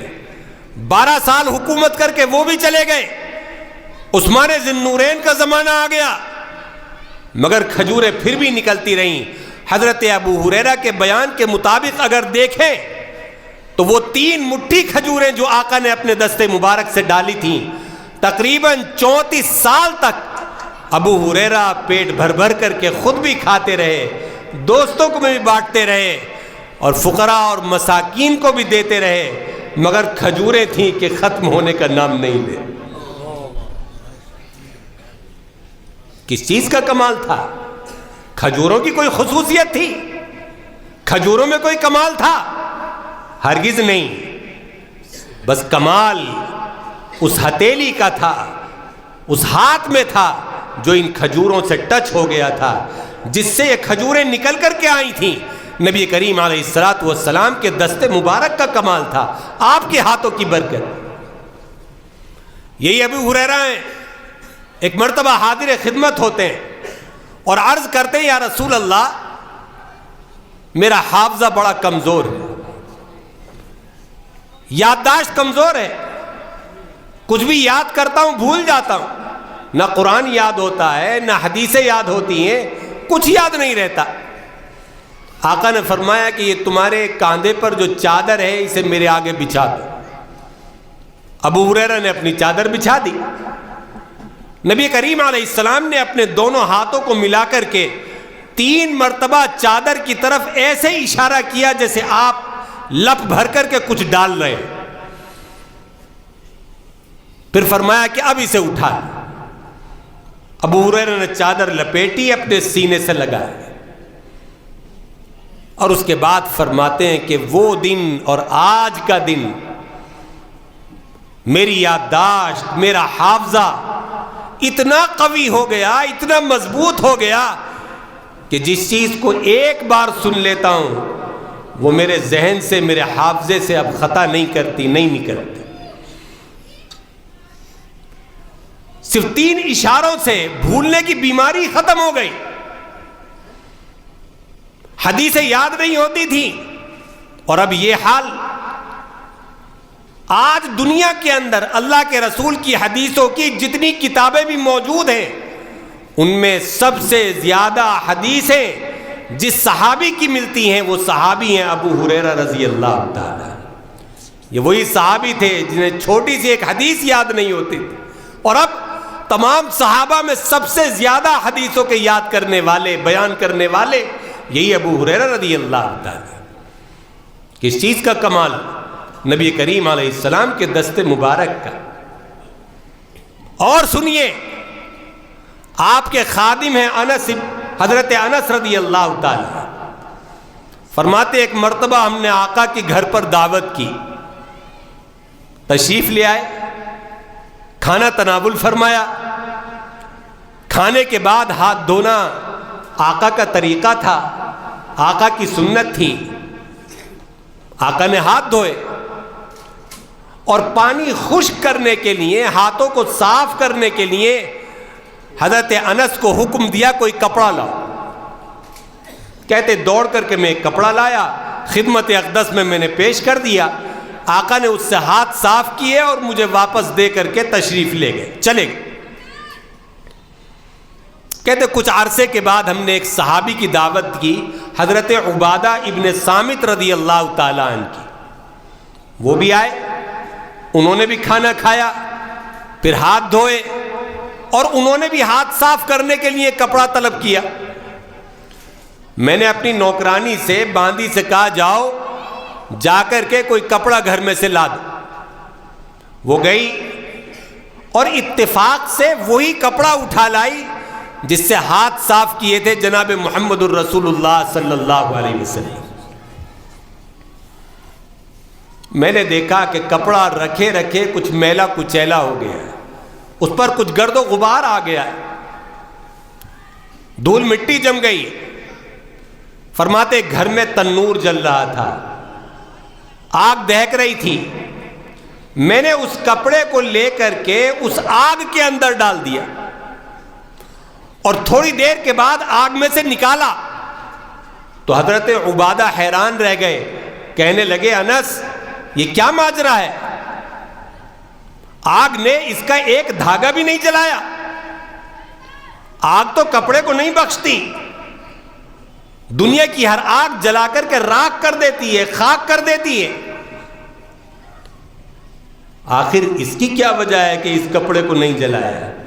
حضرت انس بتانے لگے کہ معاملہ یہ ہے کہ ایک دن آقا علیہ السلام گھر پر تشریف لائے تھے اور آپ نے اس کپڑے سے ہاتھ صاف کیے، اور جس دن سے آپ کے ہاتھ اس کپڑے کو ٹچ ہوئے ہیں، اس کپڑے کے اندر یہ کمال پیدا ہو گیا ہے کہ جب بھی یہ میلا کچیلا ہوتا ہے میں اسے آگ کے حوالے کر دیتا ہوں، اور آگ اسے سفید براق کر کے اور اس کا سارا میل کچیل صاف کر کے مجھے واپس کر دے۔ میرا عزیز دوست اور بزرگوں، اگر ساری رات بھی گزر جائے گی تو نبی کریم علیہ السلام کے کمالات ختم نہیں ہوئے۔ میں بیان کرتا رہوں گا، آپ سنتے رہیں گے، لیکن آقا کے معجزات، آقا کے کمالات کا سلسلہ کہیں جا کر کے تھمے گا نہیں۔ اتنے کمالات اللہ نے عطا فرمائے، میں نے تو دو چار ذکر کیے ہیں ابھی، لیکن ہمیں اور آپ کو جو سوچنا ہے، غور کرنا ہے، وہ یہ کہ اللہ تعالیٰ نے ایسی شان والا، ایسے کمالات والا، ایسی صفات والا نبی، اپنا سب سے لاڈلا چہیتا محبوب پیغمبر ہمیں نبی اور رسول بنا کر کے دیا، لیکن اب ہمیں اپنے گریبانوں میں جھانک کر کے یہ دیکھنا ہے کہ ہم نے اس کا کیا حق ادا کیا۔ اللہ نے اتنی عظیم نعمت ہمیں عطا کی نبی کریم علیہ السلام کی شکل میں، مگر اس نعمت کا جو شکر ہمیں ادا کرنا چاہیے تھا وہ شکر ہم سے ادا ہوا یا نہیں؟ جو تقاضے پورے کرنے چاہیے تھے آقا کے، وہ تقاضے پورے ہوئے یا نہیں؟ اگر ہم غور کریں گے تو ہمارا ضمیر، ہمارا دل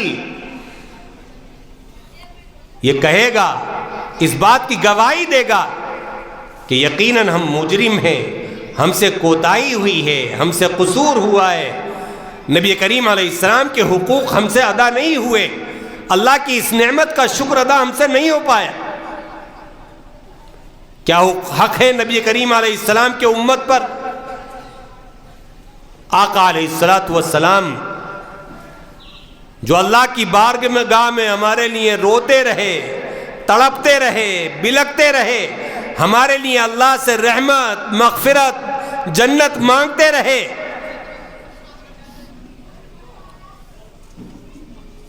کبھی طائف میں پتھر کھا رہے ہیں، کبھی میدان احد میں دندان مبارک شہید کروا رہے ہیں۔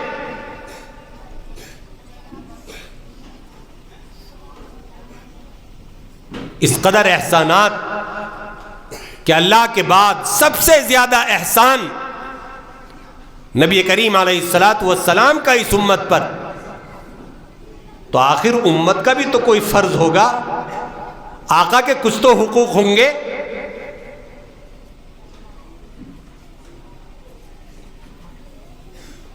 ایسی ذات جو ہماری ہدایت کا ذریعہ بنی، جس کے ذریعے ہمیں دین ملا، ایمان ملا، قرآن ملا،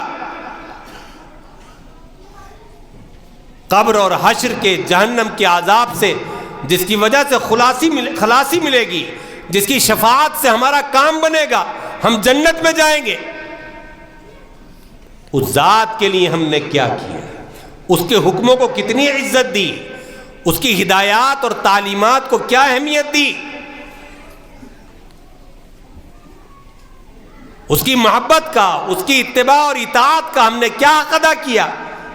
کیا اپنی زندگی آقا کے کہنے کے مطابق، آپ کے نورانی پاکیزہ طور طریقوں کے مطابق گزاری ہے؟ نہیں۔ اگر ہم غور کریں اور اپنی زندگی پر نگاہ ڈالیں گے تو معلوم ہوگا کہ نبی علیہ السلام تو ہمارے لیے بہت کچھ کر کے گئے، لیکن ہم سے تو آقا کا ذرا سا بھی حق ادا نہیں۔ نبی علیہ السلام بتا کر کے گئے تھے امت کو تمہیں کیا کیا کام کرنے ہیں، کون کون سی خوبیاں اپنے اندر پیدا کرنی ہیں، اچھائیاں پیدا کرنی ہیں، اور کن گندگیوں سے، کن غلاظتوں اور نجاستوں سے، کن بری عادتوں اور خصلتوں سے اپنے آپ کو پاک رکھنا ہے، دور رکھنا ہے۔ آپ مسلمانوں کو سمجھا کر کے گئے، اپنی امت کو تعلیم دے کر کے گئے تھے، نصیحتیں کر کے گئے تھے، بلکہ صحابہ کی شکل میں ایک پاک صاف جماعت تیار کر کے دکھا گئے تھے کہ دیکھو تم بعد والے بھی انہی کی طرح بننا، تم بھی اپنی زندگیوں کو انہی کے سانچے میں ڈھال لینا۔ تو جس طرح اللہ تعالیٰ نے بے سر و سامانی کے باوجود ساری دنیا پر انہیں غلبہ عطا فرمایا، ساری باطل طاقتیں ان کے آگے سرنگو ہو گئیں، ان کی غلام بن گئیں، بڑی بڑی سپر پاور حکومتیں ان کی باج گزار بنا دی گئیں، ان کے قدموں میں لا کر کے ڈال دی گئیں۔ اللہ تعالیٰ تمہیں بھی وہ بلندی، وہ سر بلندی، تمہیں بھی وہ مقام، وہ مرتبہ، وہ غلبہ عطا کر دے گا، تمہیں بھی دنیا کی حکومت عطا کی جائے، غلبہ عطا کیا جائے، روب اور دبدبہ عطا کیا جائے گا، تمہاری دنیا بھی کامیاب ہو جائے گی، آخرت بھی کامیاب ہو جائے گی۔ اللہ کے رسول تو تاکید کر کے گئے تھے، تعلیم دے کر کے گئے تھے، لیکن افسوس صد افسوس کہ نبی علیہ السلام کو تو ہم نے مانا لیکن آپ کی نہیں مانی، آپ کو نبی مانا، رسول مانا، لیکن آپ کی تعلیم جیسی ماننی چاہیے، اسے جس طرح مضبوطی سے پکڑنا چاہیے تھا وہ ہم نہیں پکڑ سکتے۔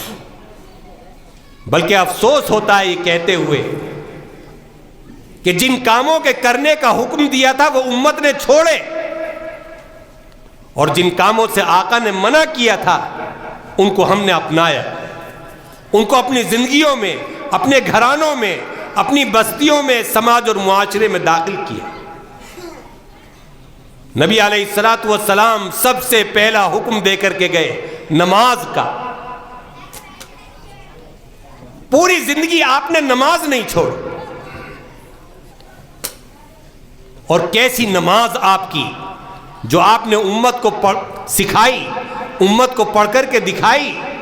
حدیث میں آتا ہے اتنی لمبی نماز پڑھتے کہ آقا کے پیروں پر ورم آ جاتا، پیر سوج جاتے کھڑے کھڑے۔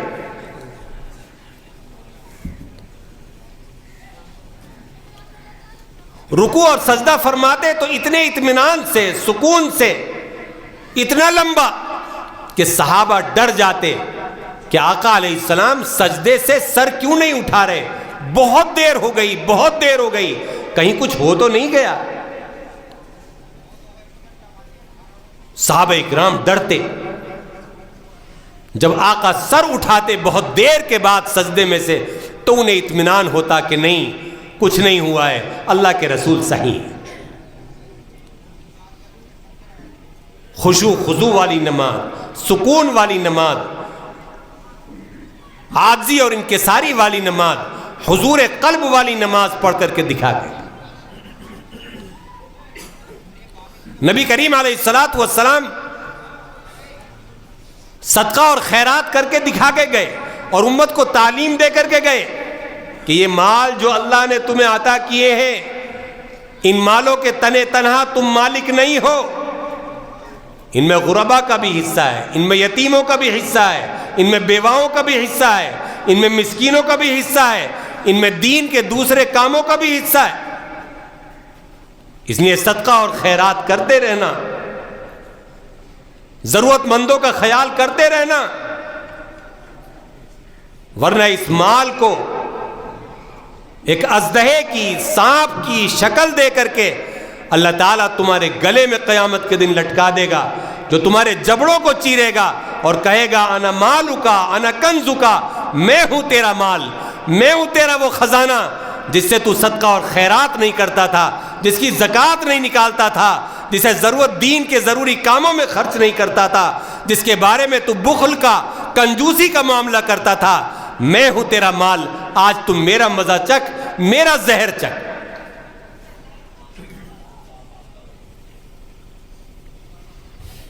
آپ نے زکوٰۃ کا حکم دیا، آپ نے رمضان کے روزے سکھائے، آپ نے عمرہ اور حج سکھایا، آپ نے والدین کی خدمت اور اطاعت سکھائی، آپ نے پڑوسیوں کی حفاظت اور ان کے حقوق کی ادائیگی سکھائی، بہن بھائیوں کے حقوق بتائے، بیوی بچوں کے حقوق بتائے۔ آپ نے فرمایا مومن سچائی والا ہوتا ہے، ہمیشہ سچ بولنا ہے، امانت رکھی جائے تو اس کی حفاظت کرنی ہے، وعدہ کر لیا تو اسے پورا کرنا ہے، ایک دوسرے کی مدد، امداد، تعاون، ایک دوسرے کے کام آنا ہے، ایک دوسرے کو نفع پہنچانا ہے، ایک ایک اچھائی کی تعلیم، اور اسی طرح برائیوں سے روک کر کے گئے۔ ایک ایک برائی کا ذکر فرمایا، دیکھو جھوٹ مت بولنا۔ صحابہ اکرام نے پوچھا یا رسول اللہ کیا مسلمان کنجوس ہو سکتا ہے؟ فرمایا ہاں ہو سکتا ہے۔ کیا بزدل ہو سکتا ہے؟ فرمایا ہاں ہو سکتا ہے۔ پوچھا یا رسول اللہ کیا جھوٹا بھی ہو سکتا ہے؟ فرمایا نہیں، مومن جھوٹا نہیں ہو سکتا۔ ایمان اور جھوٹ دونوں چیزیں جمع نہیں ہو سکتی۔ اگر مومن ہے تو جھوٹا نہیں، اور اگر جھوٹا ہے تو اسے اپنے ایمان کی فکر کرنی چاہیے، وہ اپنے ایمان کی خیر منائے۔ آج جھوٹ بولنے کو امت ہنر سمجھ رہی ہے۔ جو جھوٹ بول کر کے، مکاری کر کے پیسہ کما لیتا ہے، اس کی تعریف ہوتی ہے، بڑا سمجھدار ہے، بڑا چالاک ہے، اتنی چھوٹی سی عمر میں لاکھوں میں کھیل رہا ہے، دیکھو کیسی بلڈنگ بنا لی، دیکھو کیسا کام پھیلا لیا۔ ارے اللہ کے بندو، یہ خوش ہونے کی چیز نہیں ہے۔ اگر اس کی بنیاد جھوٹ پر رکھی ہوئی ہے تو قابل رحم ہے، اس کے لیے تو دعاؤں کی ضرورت ہے کہ اللہ اسے اپنی پکڑ سے محفوظ رکھے، اس حرام سے بچا لے۔ جھوٹ سے منع فرمایا، اور فرمایا اگر تم جھوٹ بولو گے تو اللہ تمہارا نام قیامت کے دن کے لیے جھوٹوں کے رجسٹر میں لکھ دے گا۔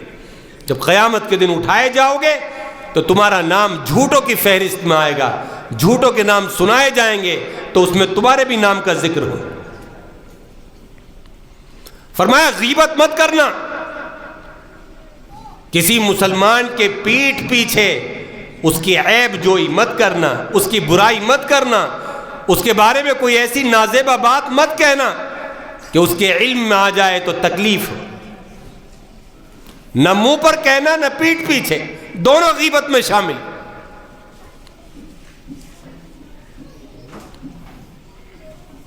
مسلمان کی عزت اور آبرو کا محافظ ہوتا ہے.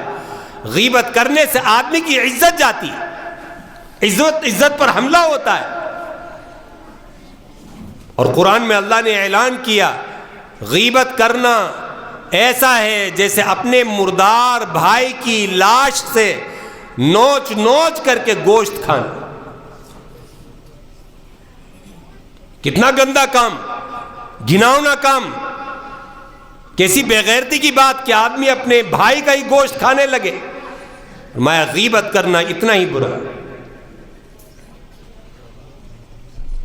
فرمایا نبی کریم علیہ السلام نے کہ اگر تمہارے سامنے کسی کی غیبت کی جائے تو تم اس کا دفاع کرو، بچاؤ کرو اس کا جس کی برائی کی جا رہی ہے.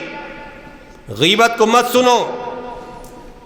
فرمایا غیبت کا کرنے والا اور سننے والا دونوں برابر. روک دو آدمی کو، اگر اللہ نے طاقت دی ہے وہیں اسے روک دو، ٹوک دو. بھائی ہمارے سامنے کسی کی برائی مت کر، ہم تو اسے ایسا نہیں سمجھتے، تم برا سمجھتے ہوگے، ہم نہیں برا سمجھتے. آقا علیہ السلام نے فرمایا چغل خور جنت میں نہیں جائے گا. ایک کی بات دوسرے سے لگائی، دوسرے کی اس سے لگائی تاکہ آپس میں جھگڑا ہو جائے. ان دونوں نے تو بھروسہ کر کے بات بتائی تھی، اس نے جھگڑا کرانا شروع کر دیا، اس کی اس سے لگا دی، اس کی اس سے لگا دی. یہ چغل خوری ہے، جس کو عربی میں نمیمہ کہتے ہیں. فرمایا لا يدخل الجنت النمام، چغل خوری کرنے والا جنت میں نہیں جائے.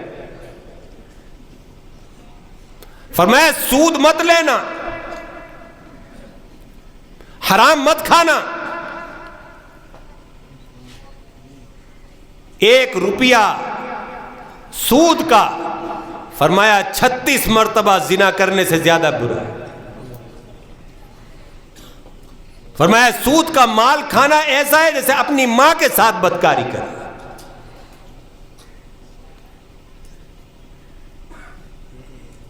فرمایا کہ سود لین دین کرنے والوں سے اللہ اور اس کے رسول کی جنگ ہے،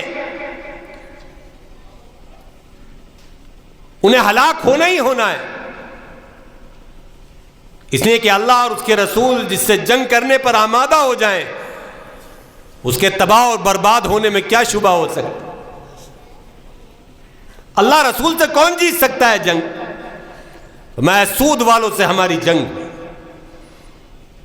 ایک حدیث میں فرمایا کہ جو کپڑا انسان پہنتا ہے اگر اس میں 1 روپیہ حرام کا سود کا شامل ہے، جب تک بدن پر رہتا ہے کوئی نماز قبول نہیں ہو. 1 لقمہ اگر پیٹ میں چلا گیا 40 دن تک عبادت قبول نہیں، دعا قبول نہیں.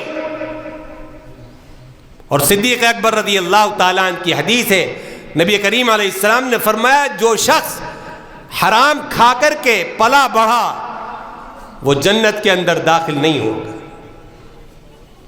افسوس ہوتا ہے آج ہمارے معاشرے میں، ہمارے سماج میں سودی لین دین کتنا بڑھتا جا رہا ہے. بیاج کا کاروبار، بیاج پر پیسے دینا، قرضے دے کر کے بیاج وصول کرنا. ہر بستی میں، ہر شہر میں، ہمارے معاشرے اور سماج میں اس کی مثالیں مل جائیں گی. ایسے لوگ مل جائیں گے جنہیں ذرہ برابر اللہ کا ڈر اور خوف نہیں. میرے عزیز دوست اور بزرگوں، آدمی کو لگتا تو ہے کہ سود لینے سے ترقی ہو جائے گی، مال بڑھ جائے گا، لیکن قرآن میں جب اللہ نے فرما دیا کہ ہماری جنگ ہے اس سے، تو آپ خود سوچئے کیسے بڑھ سکتا ہے مال، ترقی کیسے ہو سکتی ہے، کامیابی کیسے مل سکتی ہے. اگر بظاہر کچھ دن بڑھتا ہوا بھی نظر آیا تو نتیجہ اس کا خراب ہی نکلے گا، انجام خراب ہی ہوگا، آخر میں تباہی اور بربادی سامنے آئے گی۔ اور ہم نے لوگوں کو دیکھا ہے، ابھی اخبار میں ایک رپورٹ پڑھی کہ ایک آدمی نے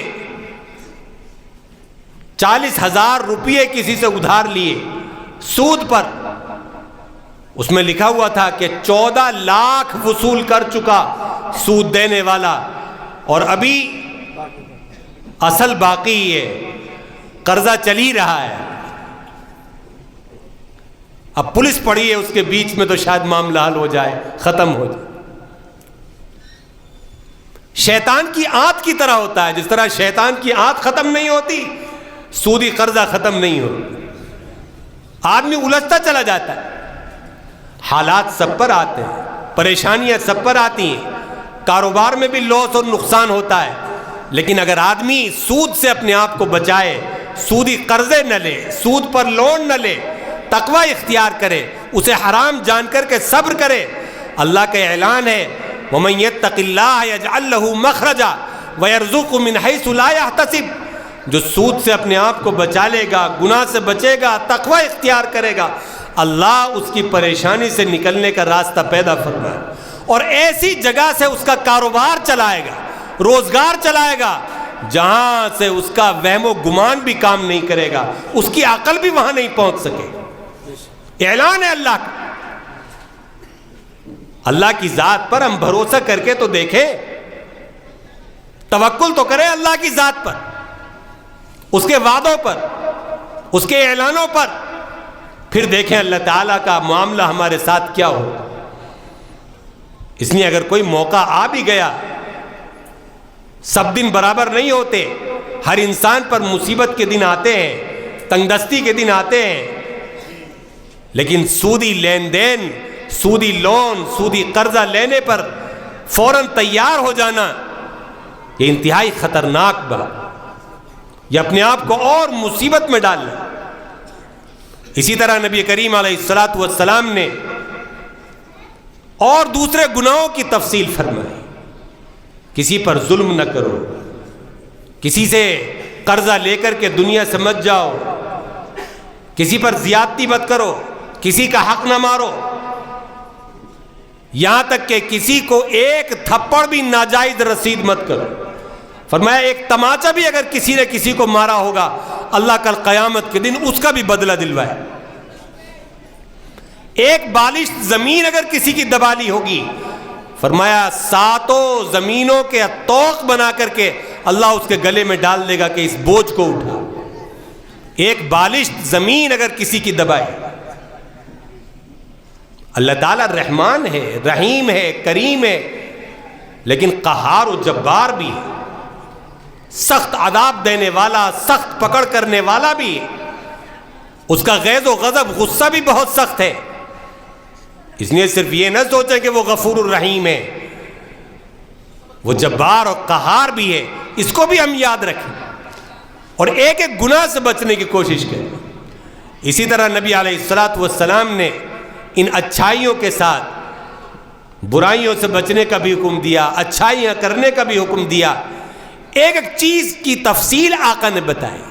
شادی بیاہ ہمارے ہاں سب کے ہوتے رہتے ہیں، بلکہ لگتا ہے کہ جیسے شادی بیاہ کے لیے ہی پیدا ہوئے تھے، ساری زندگی کا کمایا ہوا اس میں خرچ کر دیتے، پانی کی طرح پیسہ بہاتے ہیں، فضول خرچیاں ہوتی ہیں۔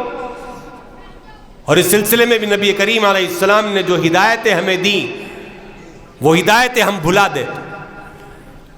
آقا علیہ الصلوۃ والسلام نے اپنی امت کو ایک ایک چیز بتائی، شادی سے متعلق بھی پوری تفصیلات امت کو بتائی، کس عمر میں شادی کرنی چاہیے، رشتے دیکھیں، رشتہ تلاش کریں تو اس میں کیا دیکھنا چاہیے، نکاح کہاں کرنا چاہیے، کس طریقے سے کرنا چاہیے، کتنا خرچہ کرنا چاہیے، ایک ایک بات آقا علیہ السلام نے بیان۔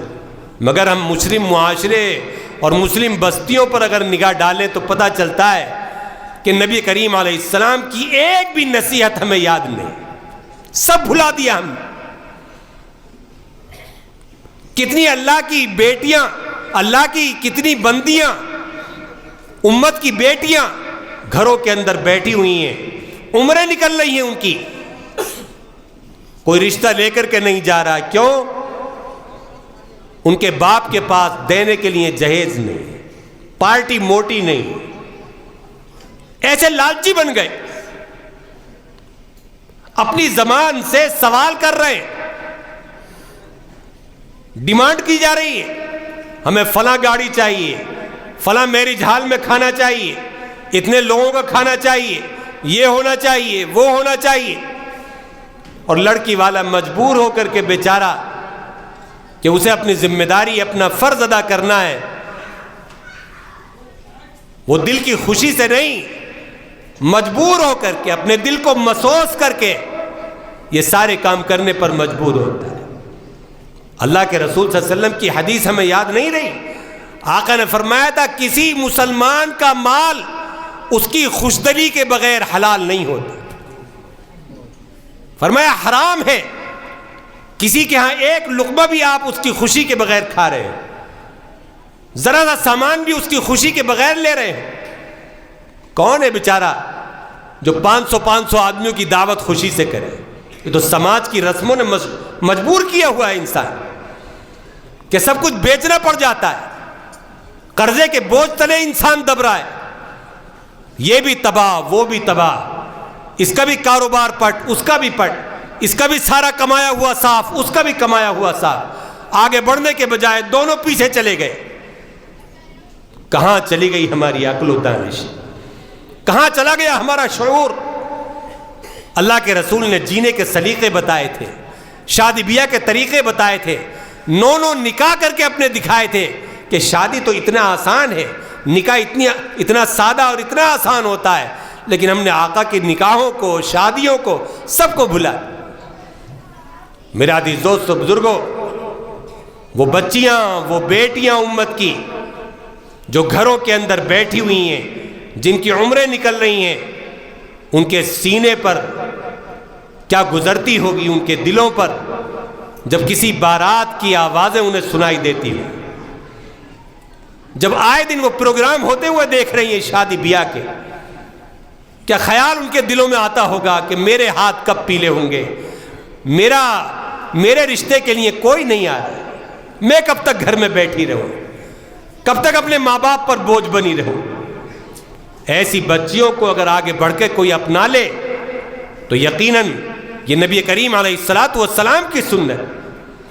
آپ نے مجبوروں سے نکاح کیا ہے، آپ نے بیواؤں سے نکاح کیا ہے. ایسی بیوہ عورتیں جو کئی لوگوں کے نکاح میں رہ چکی تھیں، آپ نے ان سے بھی شادی کر کے دکھائی ہے کہ کوئی نکاح کے اندر کوئی عار اور شرم کی بات نہیں. چھوٹی عمر والوں سے بھی، اپنے سے زیادہ عمر والوں سے بھی نکاح کر کے دکھایا. حضرت خدیجۃ الکبریٰ رضی اللہ تعالی عنہا آقا علیہ السلام سے 15 سال بڑی تھی. آپ 25 سال کے، خدیجۃ الکبریٰ 40 سال کی، اور 15 سال سے بڑی عورت سے پہلی شادی، پہلا نکاح. آپ جوان ہیں اور ادھیڑ عمر کی عورت سے شادی کر رہے ہیں، امت کو تعلیم دینے کے لیے، سکھانے کے لیے کہ اگر کوئی بڑی عمر کی لڑکی بھی بیٹھی ہوئی ہو تو اسے بھی اپنا لے، اس کا بھی دل رکھ لینا، اللہ تمہارا دل رکھے گا. تو میرے عزیز دوستو، بزرگوں، نبی کریم علیہ السلام نے ہمیں دین کا ایک گوشہ سکھایا ہے، ایک چیز سکھائی ہے. افسوس ہمارے لیے ہے کہ ہم نے انہیں بھلا دیا، اپنی زندگیوں سے نکال دیا. ضرورت اس بات کی ہے کہ اگر ہمیں سچا عشق ہے جناب محمد الرسول اللہ سے، اگر سچی محبت ہے آقا دو عالم سے، تو چن کر کے نبی کریم علیہ السلام کی ایک سنت کو اپنی زندگی کے اندر بسانے والے بن جائیں، اپنانے والے بن جائیں، آپ کی اطاعت کرنے والے بن جائیں، آپ کی اپنی زندگیوں کو آپ کی سیرت کے سانچے میں ڈال لیں، آپ کے رنگ میں رنگ لیں، تاکہ دنیا کو دیکھتے ہی پتہ چل جائے کہ یہ محمد کے غلام ہیں، یہ محمد صلی اللہ علیہ وسلم کے امتی ہیں، یہ ان کے دین والے ہیں، یہ ان کی تعلیم پر چلنے والے ہیں. دنیا ہمیں دیکھ کر کے اسلام کے قریب ہو، اسلام سے نفرت نہ کرے، اسلام سے دور نہ بھاگے. دنیا یہ نہ کہے کہ مسلمان بے ایمان ہوتا ہے، لے کر کے ہڑپ کر جاتا ہے، واپس نہیں کرتا ہے، یہ مال میں ملاوٹ کرتا ہے، یہ ناپ تول میں ڈنڈی مارتا ہے، یہ بے ایمان ہوتا ہے۔ نہیں، وہ کہے کہ دنیا میں اگر کوئی قوم ہے جس کے اندر سچائی ہے، امانت داری ہے، وعدوں کو پورا کرنے کی صفت ہے، تو وہ مسلمان ہے، وہ محمد صلی اللہ علیہ وسلم کے امتی ہوتے ہیں۔ ہمارے اسلاف میں، اکابر میں، ہم سے جو پہلے لوگ اس دنیا کے اندر تھے، ان کے اندر یہی تو خوبیاں تھیں جنہیں دیکھ کر کے لوگ ایمان لاتے تھے۔ کیا تعداد تھی جو ہندوستان میں ہماری آئی تھی، محمد بن قاسم کے ساتھ کتنے لوگ آئے تھے، اور آج ہماری تعداد کیا ہے؟ یہ اتنی بڑی تعداد کیسے ہوئی؟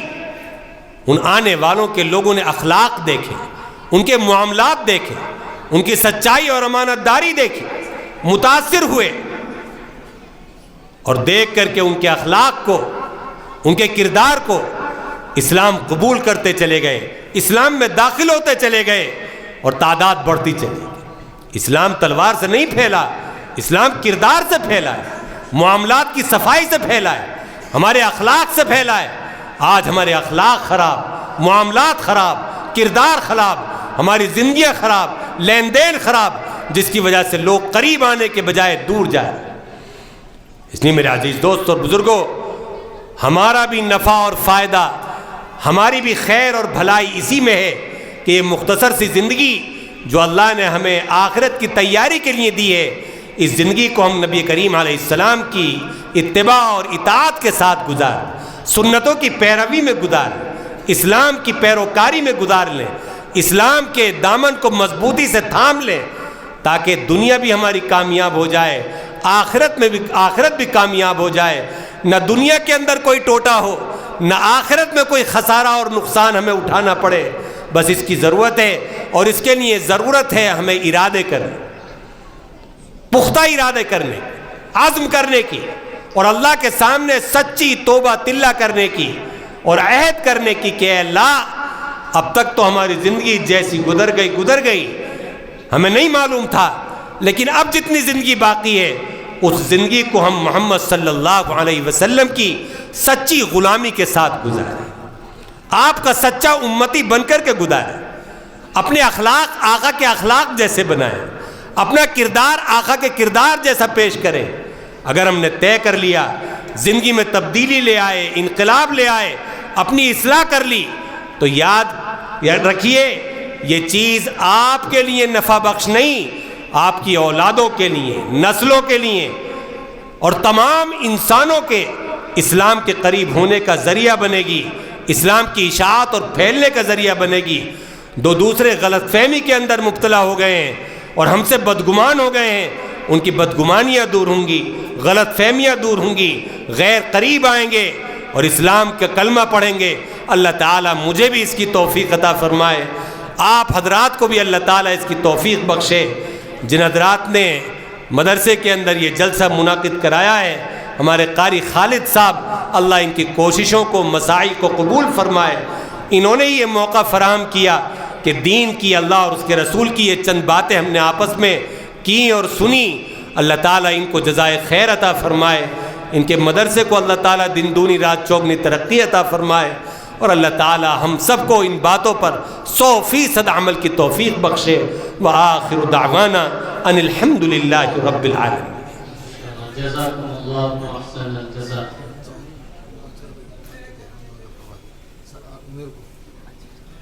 میں دعا سے پہلے قاری خالد صاحب دامت برکاتہم العالیہ کے بڑے بیٹے محمد عمیر کو دعوت دے رہا ہوں کہ وہ آئیں اور تقریر پیش کریں۔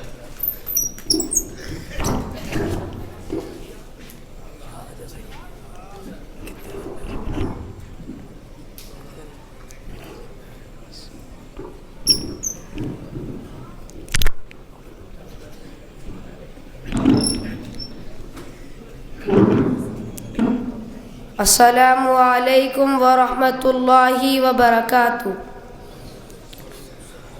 نحمده ونصلي على رسوله الكريم، اما بعد، فاعوذ باللہ من الشیطان الرجیم، بسم اللہ الرحمن الرحیم۔ الحمد لله الذي لن يزال ولا يزال والصلاة والسلام على محمد وعلى آله وأصحابه أما بعد فقد قال الله تعالى في القرآن المجيد والفرقان الحمید. محترم جناب، ابھی میں نے آپ حضرات کے سامنے قرآن کریم کی 2 آیتیں پڑھی ہیں. ان آیتوں کا سادہ سا ترجمہ یہ ہے کہ جو لوگ خوش قسمت ہیں وہ جنت میں ہیں اور جو بدبخت ہیں وہ جہنم میں. اس دنیائی رنگ ببو میں جب انسان آنکھیں کھولتا ہے تو دنیا اسے چاروں طرف سے گھیر لیتی ہے. جس طرح کنویں کا مینڈک سمجھتا ہے کہ اس کی دنیا کنواں ہے، اسی طرح کم عقل انسان بابر کر لیتا ہے کہ اسے اس دنیا میں ہی رہنا ہے. بالفجر کبھی مرنا بھی ہوگا تو فنا ہو جائیں گے، ہڈیاں خستہ ہو جائیں گی، جسم کے اعضاء ٹکڑے ہو جائیں گے. ان سے اس دنیا کے بارے میں کوئی سوال نہیں کیا جائے گا. لیکن اس دنیا میں انبیاء علیہ السلام تشریف لائے. انہوں نے بتایا کہ تمہارا یہ تصور انتہائی غلط ہے. یہ دنیا انتہائی غاہ ہے جہاں تم آزمانے کے لیے بھیجے گئے ہو. یہاں کی تمہاری ہر حرکت اور ہر سکون کا حساب ہوگا. جو انسان نیک عمل کرے گا اور اللہ رب العزت کی بتائی ہوئی باتوں پر عمل کرے گا اور ہمارے نبی حضرت محمد مصطفیٰ صلی اللہ علیہ وسلم کی سنتوں پر عمل کرے گا وہ جنت میں جائے گا. اور جو انسان اللہ رب العزت کی بتائی ہوئی باتوں پر عمل نہیں کرے گا اور ہمارے نبی حضرت محمد مصطفیٰ صلی اللہ علیہ وسلم کی سنتوں پر عمل نہیں کرے گا وہ جہنم میں جائے گا. اور اللہ رب العزت نے ارشاد فرمایا، جو انسان میری سرزمین پر اکڑ کر چلنا چاہے گا، اپنے بھائیوں کو ظلم و ستم کی چنگاریوں میں جھونکنا چاہے گا، ایک دن ایسا آئے گا کہ اس سے حساب ہوگا. جب اللہ رب العزت اس سے پوچھیں گے کہ تجھے میں نے 2 ہاتھ دیے تھے تاکہ تو مجبور کی امداد کر سکے، تجھے 2 آنکھیں دی تھیں تاکہ تو صحیح اور غلط کی پہچان کر سکے، تجھے 2 پیر دیے تھے تاکہ تو خدا کی عبادت کے لیے مسجدوں میں جا سکے، تجھے عقل دی تھی تاکہ تو باطل طاقتوں کو شکست دے سکے اور دین اسلام کا پرچم بلند کر سکے. کیا تو نے ایسا کیا؟ اگر نہیں کیا تو یاد رکھو مسلمانوں، یہ جہنم کی دہکتی ہوئی آگ میں تمہیں ڈالا جائے گا. میرے دوستو، مرنا ہر کسی کو ہے، بادشاہ ہو یا فقیر، سرمایہ دار ہو یا مجبور، غریب ہو یا امیر، عقل مند ہو یا بیوقوف، مرد ہو یا عورت، ہر کسی کو یہ دنیا چھوڑنی ہے. میرے دوستو، یہاں کا سیم وزر مال و دولت، جائیداد و زمین، دکان، کوٹھیاں، بنگلے، گاڑی، سب کچھ یہیں رہ جائے گا. اور اگر آپ کے ساتھ کوئی چیز جائے گی تو وہ آپ کے نیک اعمال ہوں گے. میرے دوستو، جو آپ نے چند پیسے کسی مجبور کی امداد میں خرچ کیے ہوں گے، جو چند رکعتیں نماز آپ نے خلوص نیت سے ادا کی ہوگی، کچھ میٹھی باتیں جو آپ نے کسی مجبور و بے کس کی امداد کے لیے خرچ کی بتائی ہوگی، میرے دوستو بزرگوں، وہ آپ کے ساتھ جائے گا. اس کے علاوہ آپ کے لیے دنیا کا تمام ساز و سامان بیکار رہے گا. کیا بات کہی ہے کسی نے کہ جب موت آئے گی تو 1 سیکنڈ یا 1 منٹ کی بھی فرصت نہیں دے گی. میرے دوستو بزرگوں، اس وقت کے آنے سے پہلے اللہ رب العزت ہمیں اور آپ کو عمل کی توفیق عطا فرمائے. آمین. وآخر دعوانا ان الحمدللہ رب العالمین.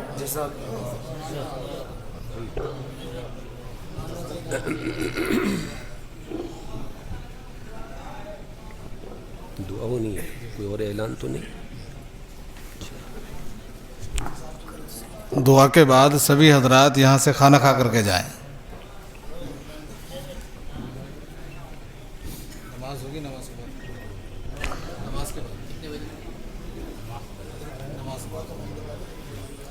دعا کر لیجیے.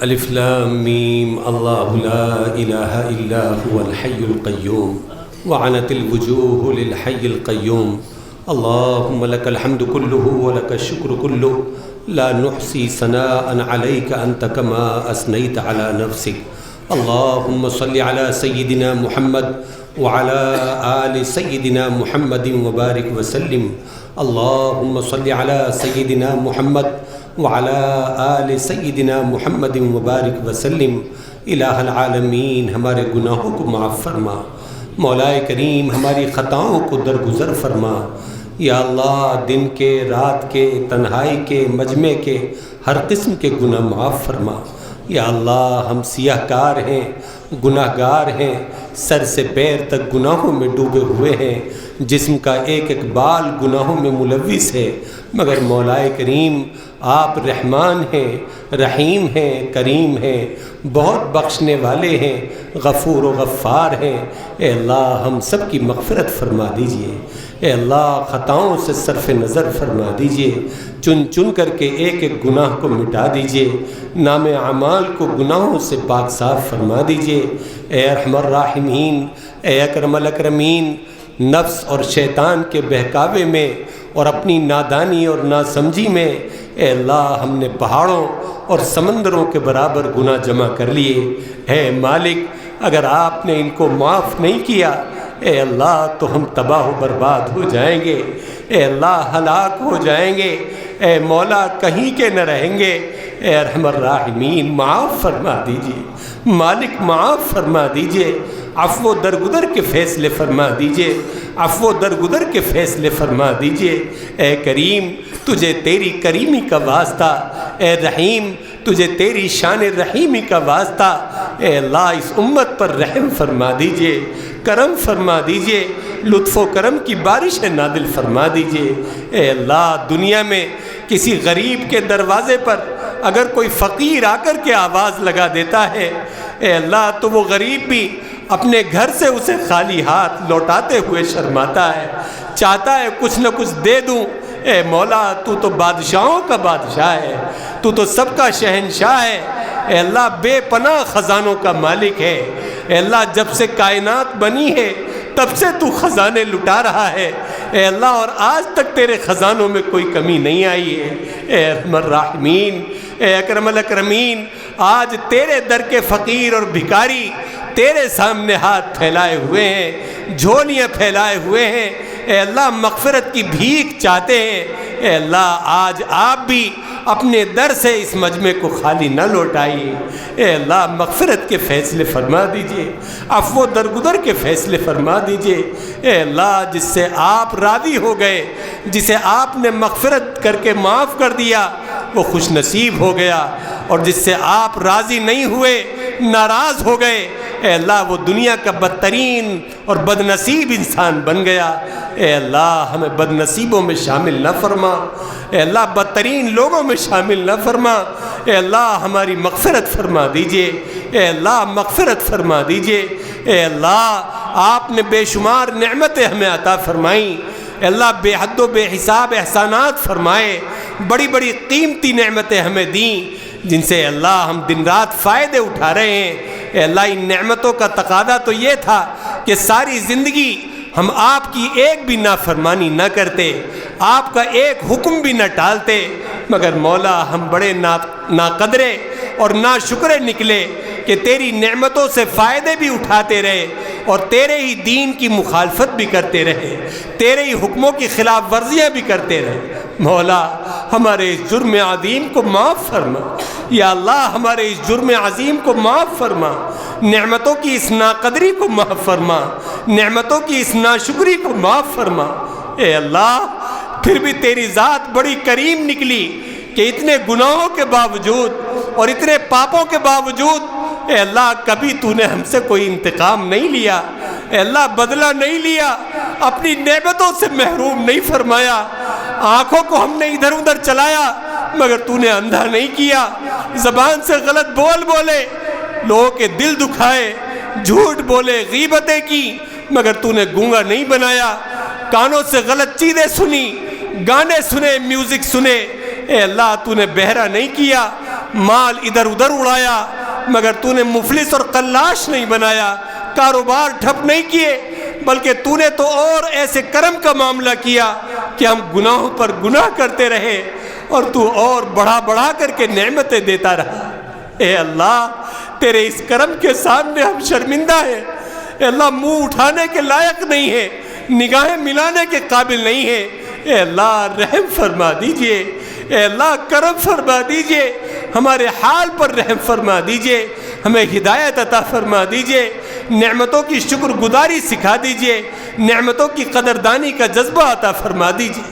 اے اللہ اس مجمع کے والدین میں سے، اعزاء اقرباء میں سے، دوست اور احباب متعلقین میں سے، اس مدرسے کے معاونین میں سے جتنے لوگ دنیا سے جا چکے ان سب مرحومین کی بھی مغفرت فرما، ان کی قبروں کو نور سے منور فرما، جنت الفردوس کے سب کے لیے فیصلے فرما۔ اے اللہ اس مجمع میں جو بوڑھے اور کمزور بیٹھے ہوئے ہیں انہیں طاقت عطا فرما، انہیں قوت عطا فرما، ان کی عمر میں صحت میں برکت عطا فرما، آخری سانس تک انہیں دوسروں کا محتاج ہونے سے بچا۔ اے ارحم الراحمین، اے اکرم الاکرمین ہمارے بیماروں کو شفا عطا فرما، امت کے ایک ایک مریض کو صحت عطا فرما، تندرستی عطا فرما۔ اے اللہ زخمیوں کو سکون عطا فرما۔ اے الہ العالمین بیماروں کو بیماری سے سبکدوش فرما، پریشان حالوں کی پریشانیوں کو دور فرما۔ اے اللہ مقروضوں کو قرضوں سے بری فرما، جن کی رقمیں پھنسی ہوئی ہیں واپسی کی شکلیں پیدا فرما، سب کے کاروبار میں، روزگار میں، کھیتی باڑی میں خیر اور برکت نازل فرما، سب کو دونوں جہان کی ترقیاں نصیب فرما۔ اے اللہ بے اولادوں کو نیک صالح اولاد عطا فرما، بے گھروں کے لیے گھر عطا فرما، جو بچے بچیاں نکاح کے قابل ہو گئے ہیں نیک صالح رشتے عطا فرما، غیب سے ان کی شادیوں کا انتظام فرما۔ اے اللہ نبی کریم علیہ السلام کی سچی محبت عطا فرما، سچا عشق نصیب فرما، آپ کی سچی اطاعت نصیب فرما۔ اے اللہ آپ کی سخاوت، آپ کی طہارت، اے اللہ آپ کی تمام صفات ہمیں اپنی زندگی میں اتارنے کی توفیق عطا فرما۔ اے اللہ آپ نے جن کاموں سے منع فرمایا ان سے بچنے کی توفیق عطا فرما، اپنی زندگیوں کو نبی کریم علیہ السلام کے رنگ میں رنگنے اور آپ کی تعلیمات کے سانچے میں ڈھالنے کی ہمیں توفیق عطا فرما۔